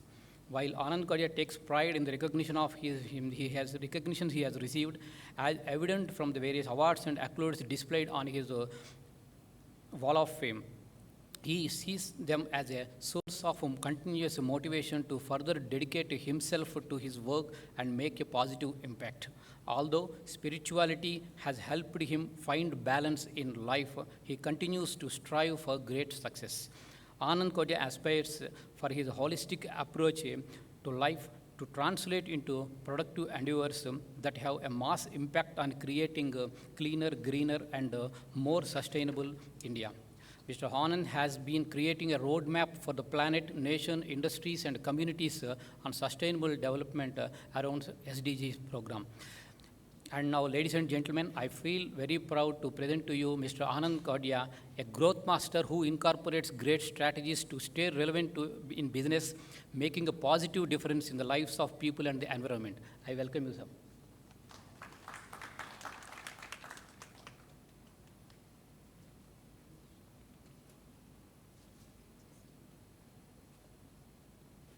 Thank you so much, and good afternoon to everyone. Ma'am, I'll keep it very crisp. It was wonderful also to witness an amazing inaugurals in the morning and listen from all the leaders from different backgrounds, their visions. Bhaumik sir, V. Prakash sir, Ashok sir, it was enlightening to know the vision you carry for our nation, and that inspires an entrepreneur like me a lot. I want to just tell you first few minutes about what Suhana story is. Started by my grandfather and grandmother, 1962.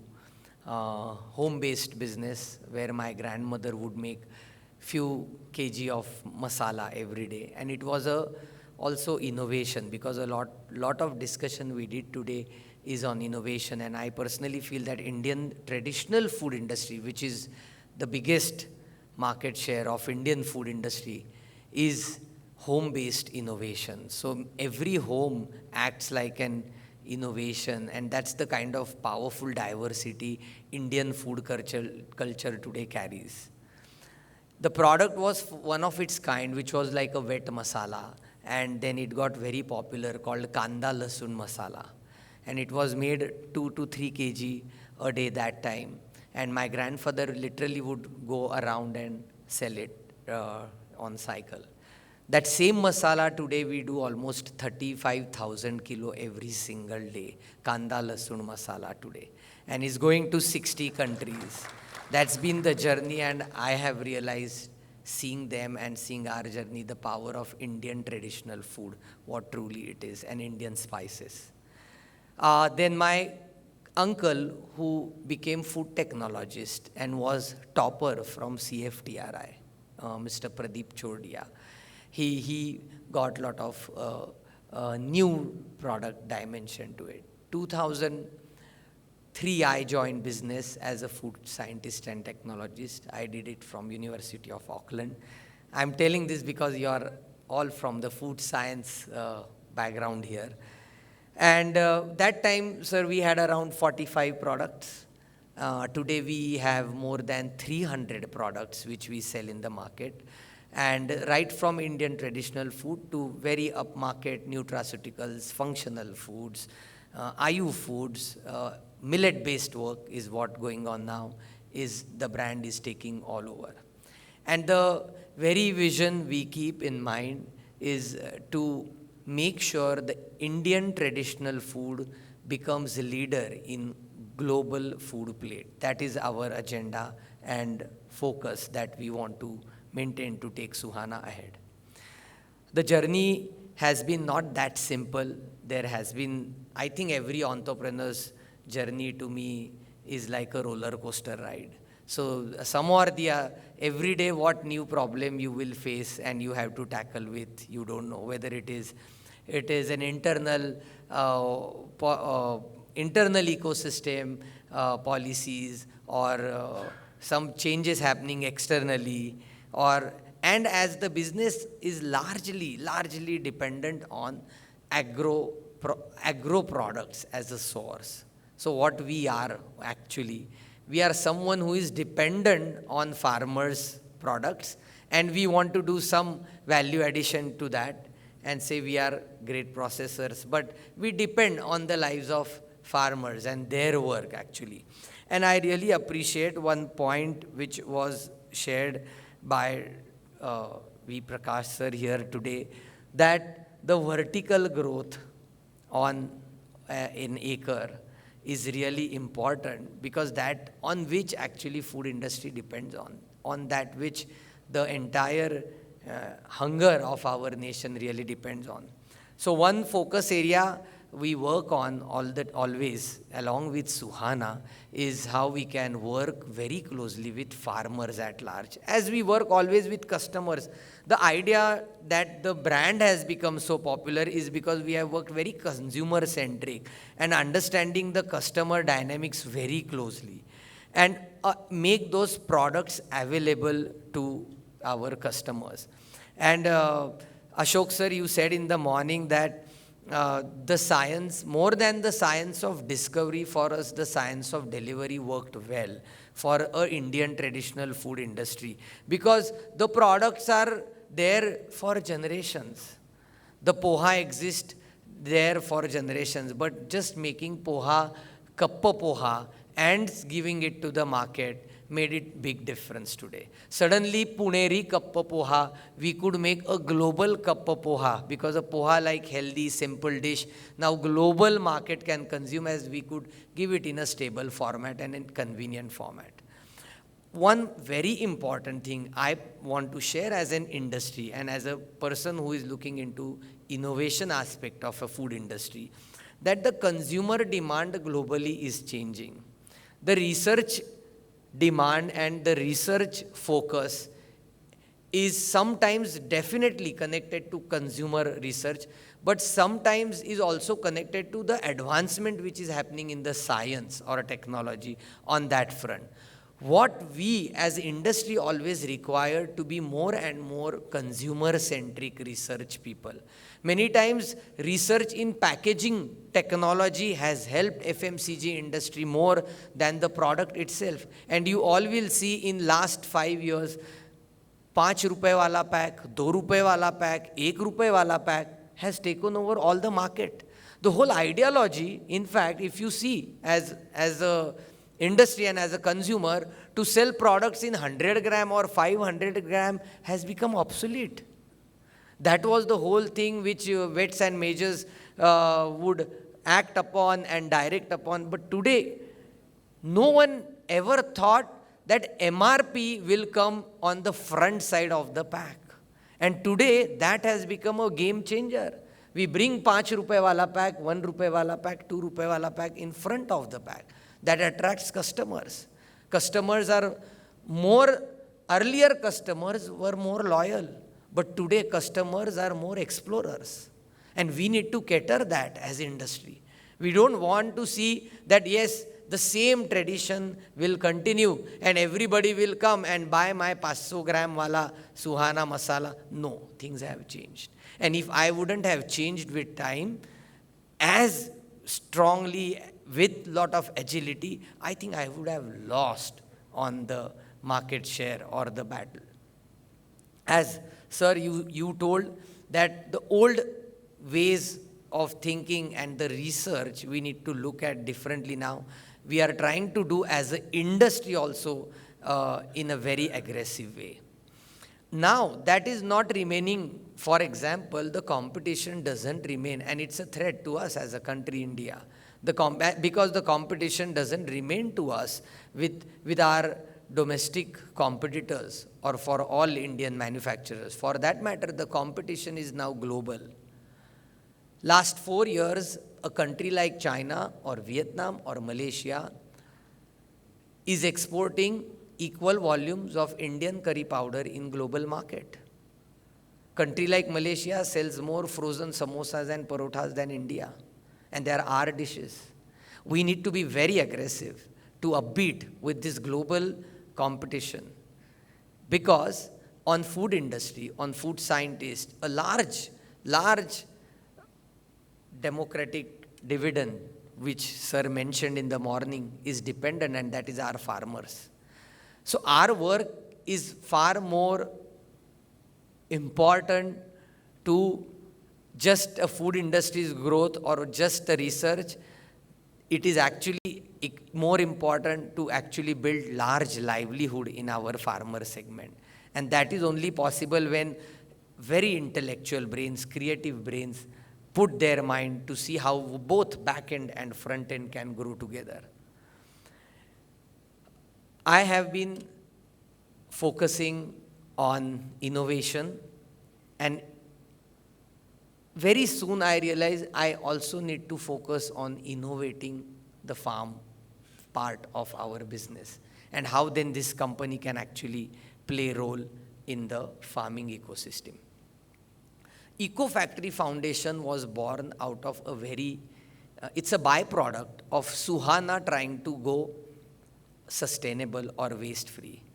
Ashok sir, you mentioned, and I completely agree to the perspective and believe in it, that circular economy, sustainability is a way forward for Indian food industry.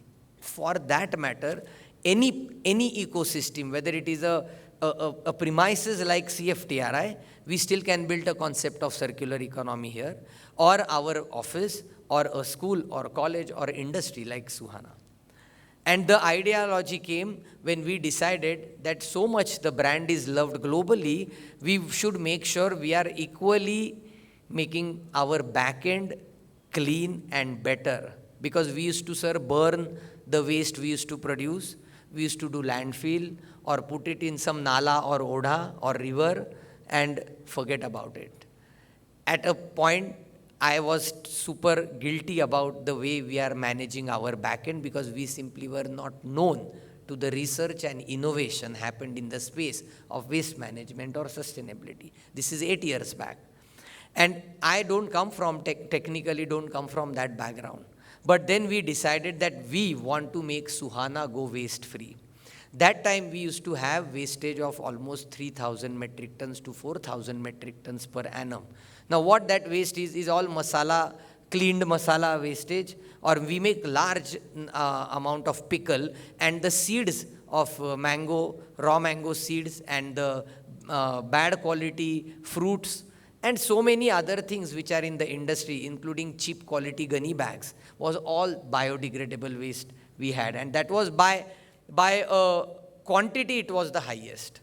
And we are able to cut it short. We are able to go, I would say, there is always chance of improvement, but I would say 95% waste-free company in 6 years. And all that 3,000, 4,000 metric tons we produce in our 9 factories is managed within our 9 premises itself, 100%, in a safe and a clean and a sustainable way.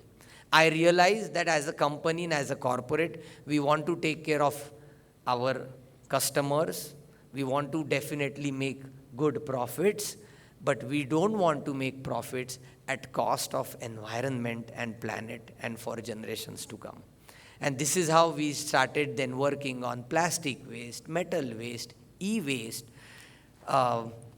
grey water wastage, sanitary wastage, and everywhere now we have tried to implement the ideology of circularity, where the waste is a raw material. And to me, I tell people, waste is a resource at wrong place. If this simple understanding we make very clear to us, I think there will be a eureka-like moment for us to look at every waste. And that is what we are trying to do. We make papers, we make pallets for our fuel. We have gone LPG-free company now.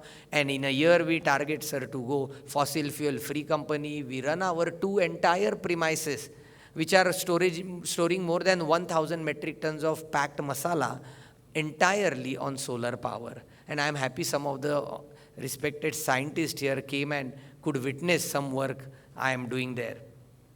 And we are trying to also move our journey to net zero. Our Honorable Prime Minister has said to make country net zero by 2070. And if we all jointly work to bring such impact, and CFTRI is a nucleus. To me, it's the most reputed, respectable organization for all the food industries in India, and it has been for years. If these are the concepts, if we start radiating from this institute, I think we can make every food industry, pharma industry, convert to net zero journey. And this dream of making India net zero by 2070, probably we can alter it by multiple years and become net zero sooner.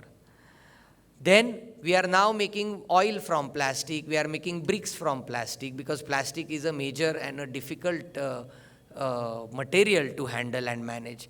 We have paver blocks made from plastic, some very high quality heat generating, so incinerating machines from plastic, where earlier fossil fuel would be used, but now these are generating heat for producing steam in the food industry and use it for cooking, boiling tomatoes or fruits in the industry. This is the mind application we are doing. We have not innovated anything. We have not discovered anything. We are trying to use the discoveries already happened by many experts like CFTRI here or many other experts, and we are the user, the first user advantage we are trying to take. We are applying our mind that how this will give us economic gain. We are making sure that we are making more profits by going more eco-friendly. And that's why I always say that ecological is eco-friendly and logical. Many times people think ecological means abhi ज़्यादा पैसा खर्च करना है, अभी कहाँ करते बाद में करेंगे. But I think it is very logical and eco-friendly. That's why it is ecological. So we can apply simple and replicable tools in any and every ecosystem and make it far more versatile and far more productive ecosystem holistically for our people. With this understanding, we started working on waste management in rural area, urban area, industrial sector, and individual. And we try to reduce carbon footprint as much as we can. We help people to do that. And Shashwat Bharat Krishi Rath was one of the outcome which we launched a year and a half back. Post-COVID, and we are happy to share that we could train more than 40,000 farmers on Shashwat Bharat Krishi Rath, and right from growing food sustainably to process food also on the farm level with a low capital investment machinery. And many of these technologies I see are available at CFTRI, mini dal mill for that matter, or mini meals which are developed here, are game changers for a new India, are game changers to make farmer an agropreneur, I think. And I think the next need could be also, like Ashok sir said, these discoveries, how they can become deliveries and empower people. That journey is really important. At my journey with CFTRI goes really long back. I don't know if Prakash sir really remembers, but I have knocked his door long back when he was heading CFTRI and had asked what technologies we can develop for for Praveen Masalewale that time. And after that, I think every time I come to this campus, I feel absolutely nostalgic the way this campus is. And I think everyone in their talk today shared that this is the most unique place from the perspective of its location, its architecture, its royalty, in every way. And the people work here, I think. In that way also, I felt so special. And I kept coming again and again to make sure to use this resource our nation has created for all the manufacturing sector, all the industries. And I personally have always felt and believed that we all have to take one step forward to make sure this whole industry, academia, and government work very closely together. And since then, in any possible event, in any possible occasion, I could be part of with this great institute, I have tried to be. And I feel honored always when CFTRI calls me to share views or to participate with CFTRI because institutes like this are legendary. I think they have added value to our nation in a massive way in the aspect of food science and technology. And I think in times to come, I see it is happening more and more with new leaderships and new innovations happening here. The whole idea, when I went through this entire program, I have never seen a plethora, such menu card on food industry related programs so far. And I think an institute like CFTRI only can create a program like that. I think entire India, all food industries must witness something like this happening. And I'm happy to share, ma'am, to you also that entire Suhana innovation team is here from tomorrow onwards, and they are going to learn as much as they can from all the food scientists here and all the sessions here. I think all of us, we need to make great opportunities to network and bring some synergies in our thought process and see how collaboratively, because I also feel that creativity and science has most important role to play to bring an impact. So it's not only science, but it's also creativity. I think together both is something called innovation. And that is what is required for our country to take on now. I think it is the best of time for students, for institutes, for industries, when we have such leadership taking pride about India, talking to the world. When we are participating, sir, I want to share this.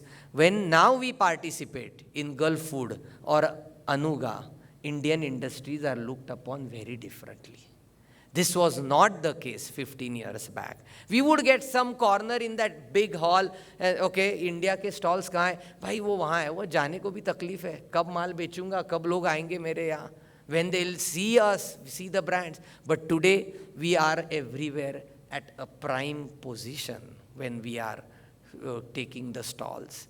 And that is all allowing to sell. For me, selling Suhana is also selling brand India. For me, selling Suhana is also selling Indian traditional food. And I am happy that all the partners, all the industry stakeholders do that and take the same pride. That is where we can take India, Indian food, Indian farm ecosystem, Indian products to next level. The whole idea, I saw a session which is happening on Ayush.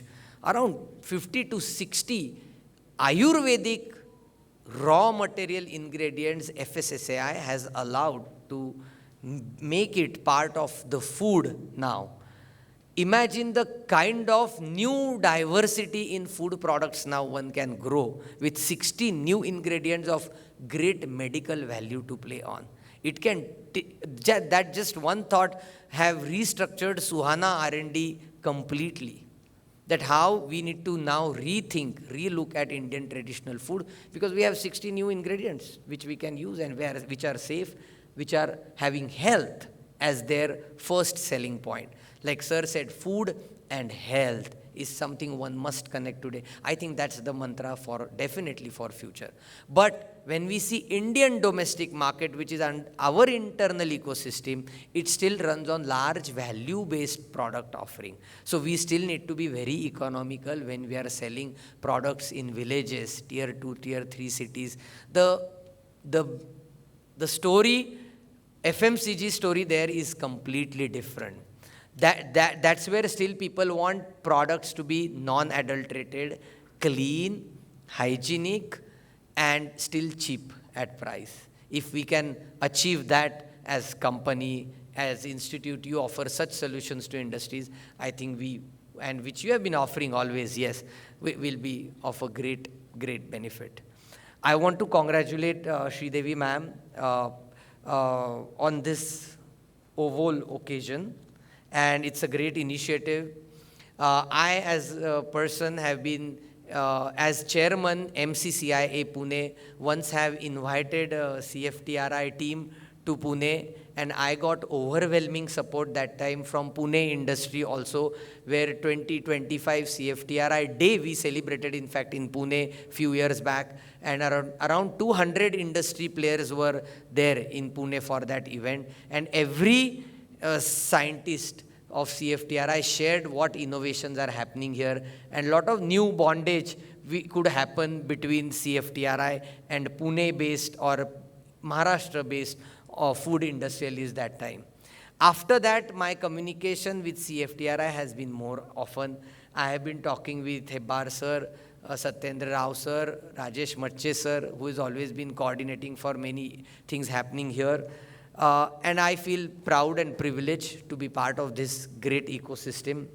I, as industry, as sir has already asked me to be part, I am absolutely obliged and humbled, and saying that as an industry, Praveen Masale Wale Suhana will always be first to make a point to be part with a great institute like this, wherever, in whatever capacities we can. We are a very small ecosystem compared to this great institution, but it is a pride and privilege to connect the dots of scientists, innovation, industry, market, farmers, and government, after all, together. And I think all together we can bring a big change. Once again, I want to congratulate CFTRI, ma'am, you visited for World Millet Summit, which I had hosted. I am grateful that I get such support from CFTRI scientists here, and industries like us definitely look forward to work more closely with you for relevant support we need always. Thank you so much once again.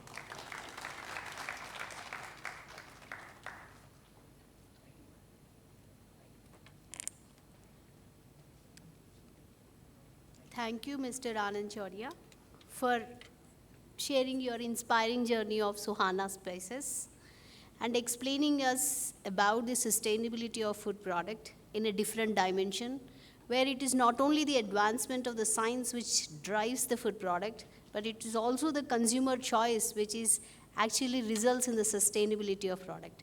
The new innovations, new ideas that has to be inculcated in the food industries, and your profound insights and experience in the food research and technology or industry has enthralled everyone about your journey. Thank you very much, sir. Now, may I request Dr. Sridevi Annapurna Singh, the Director, CSIR-CFTRI, to present the memento to Dr. V. Vishweshraya Prakash, sir, as a token of our gratitude and appreciation.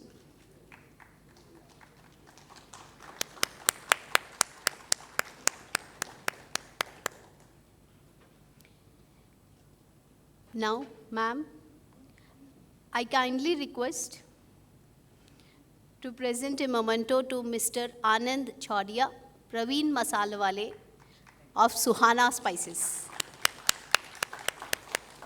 as a token of our gratitude and appreciation and being with us in all our endeavors. Thank you, sir.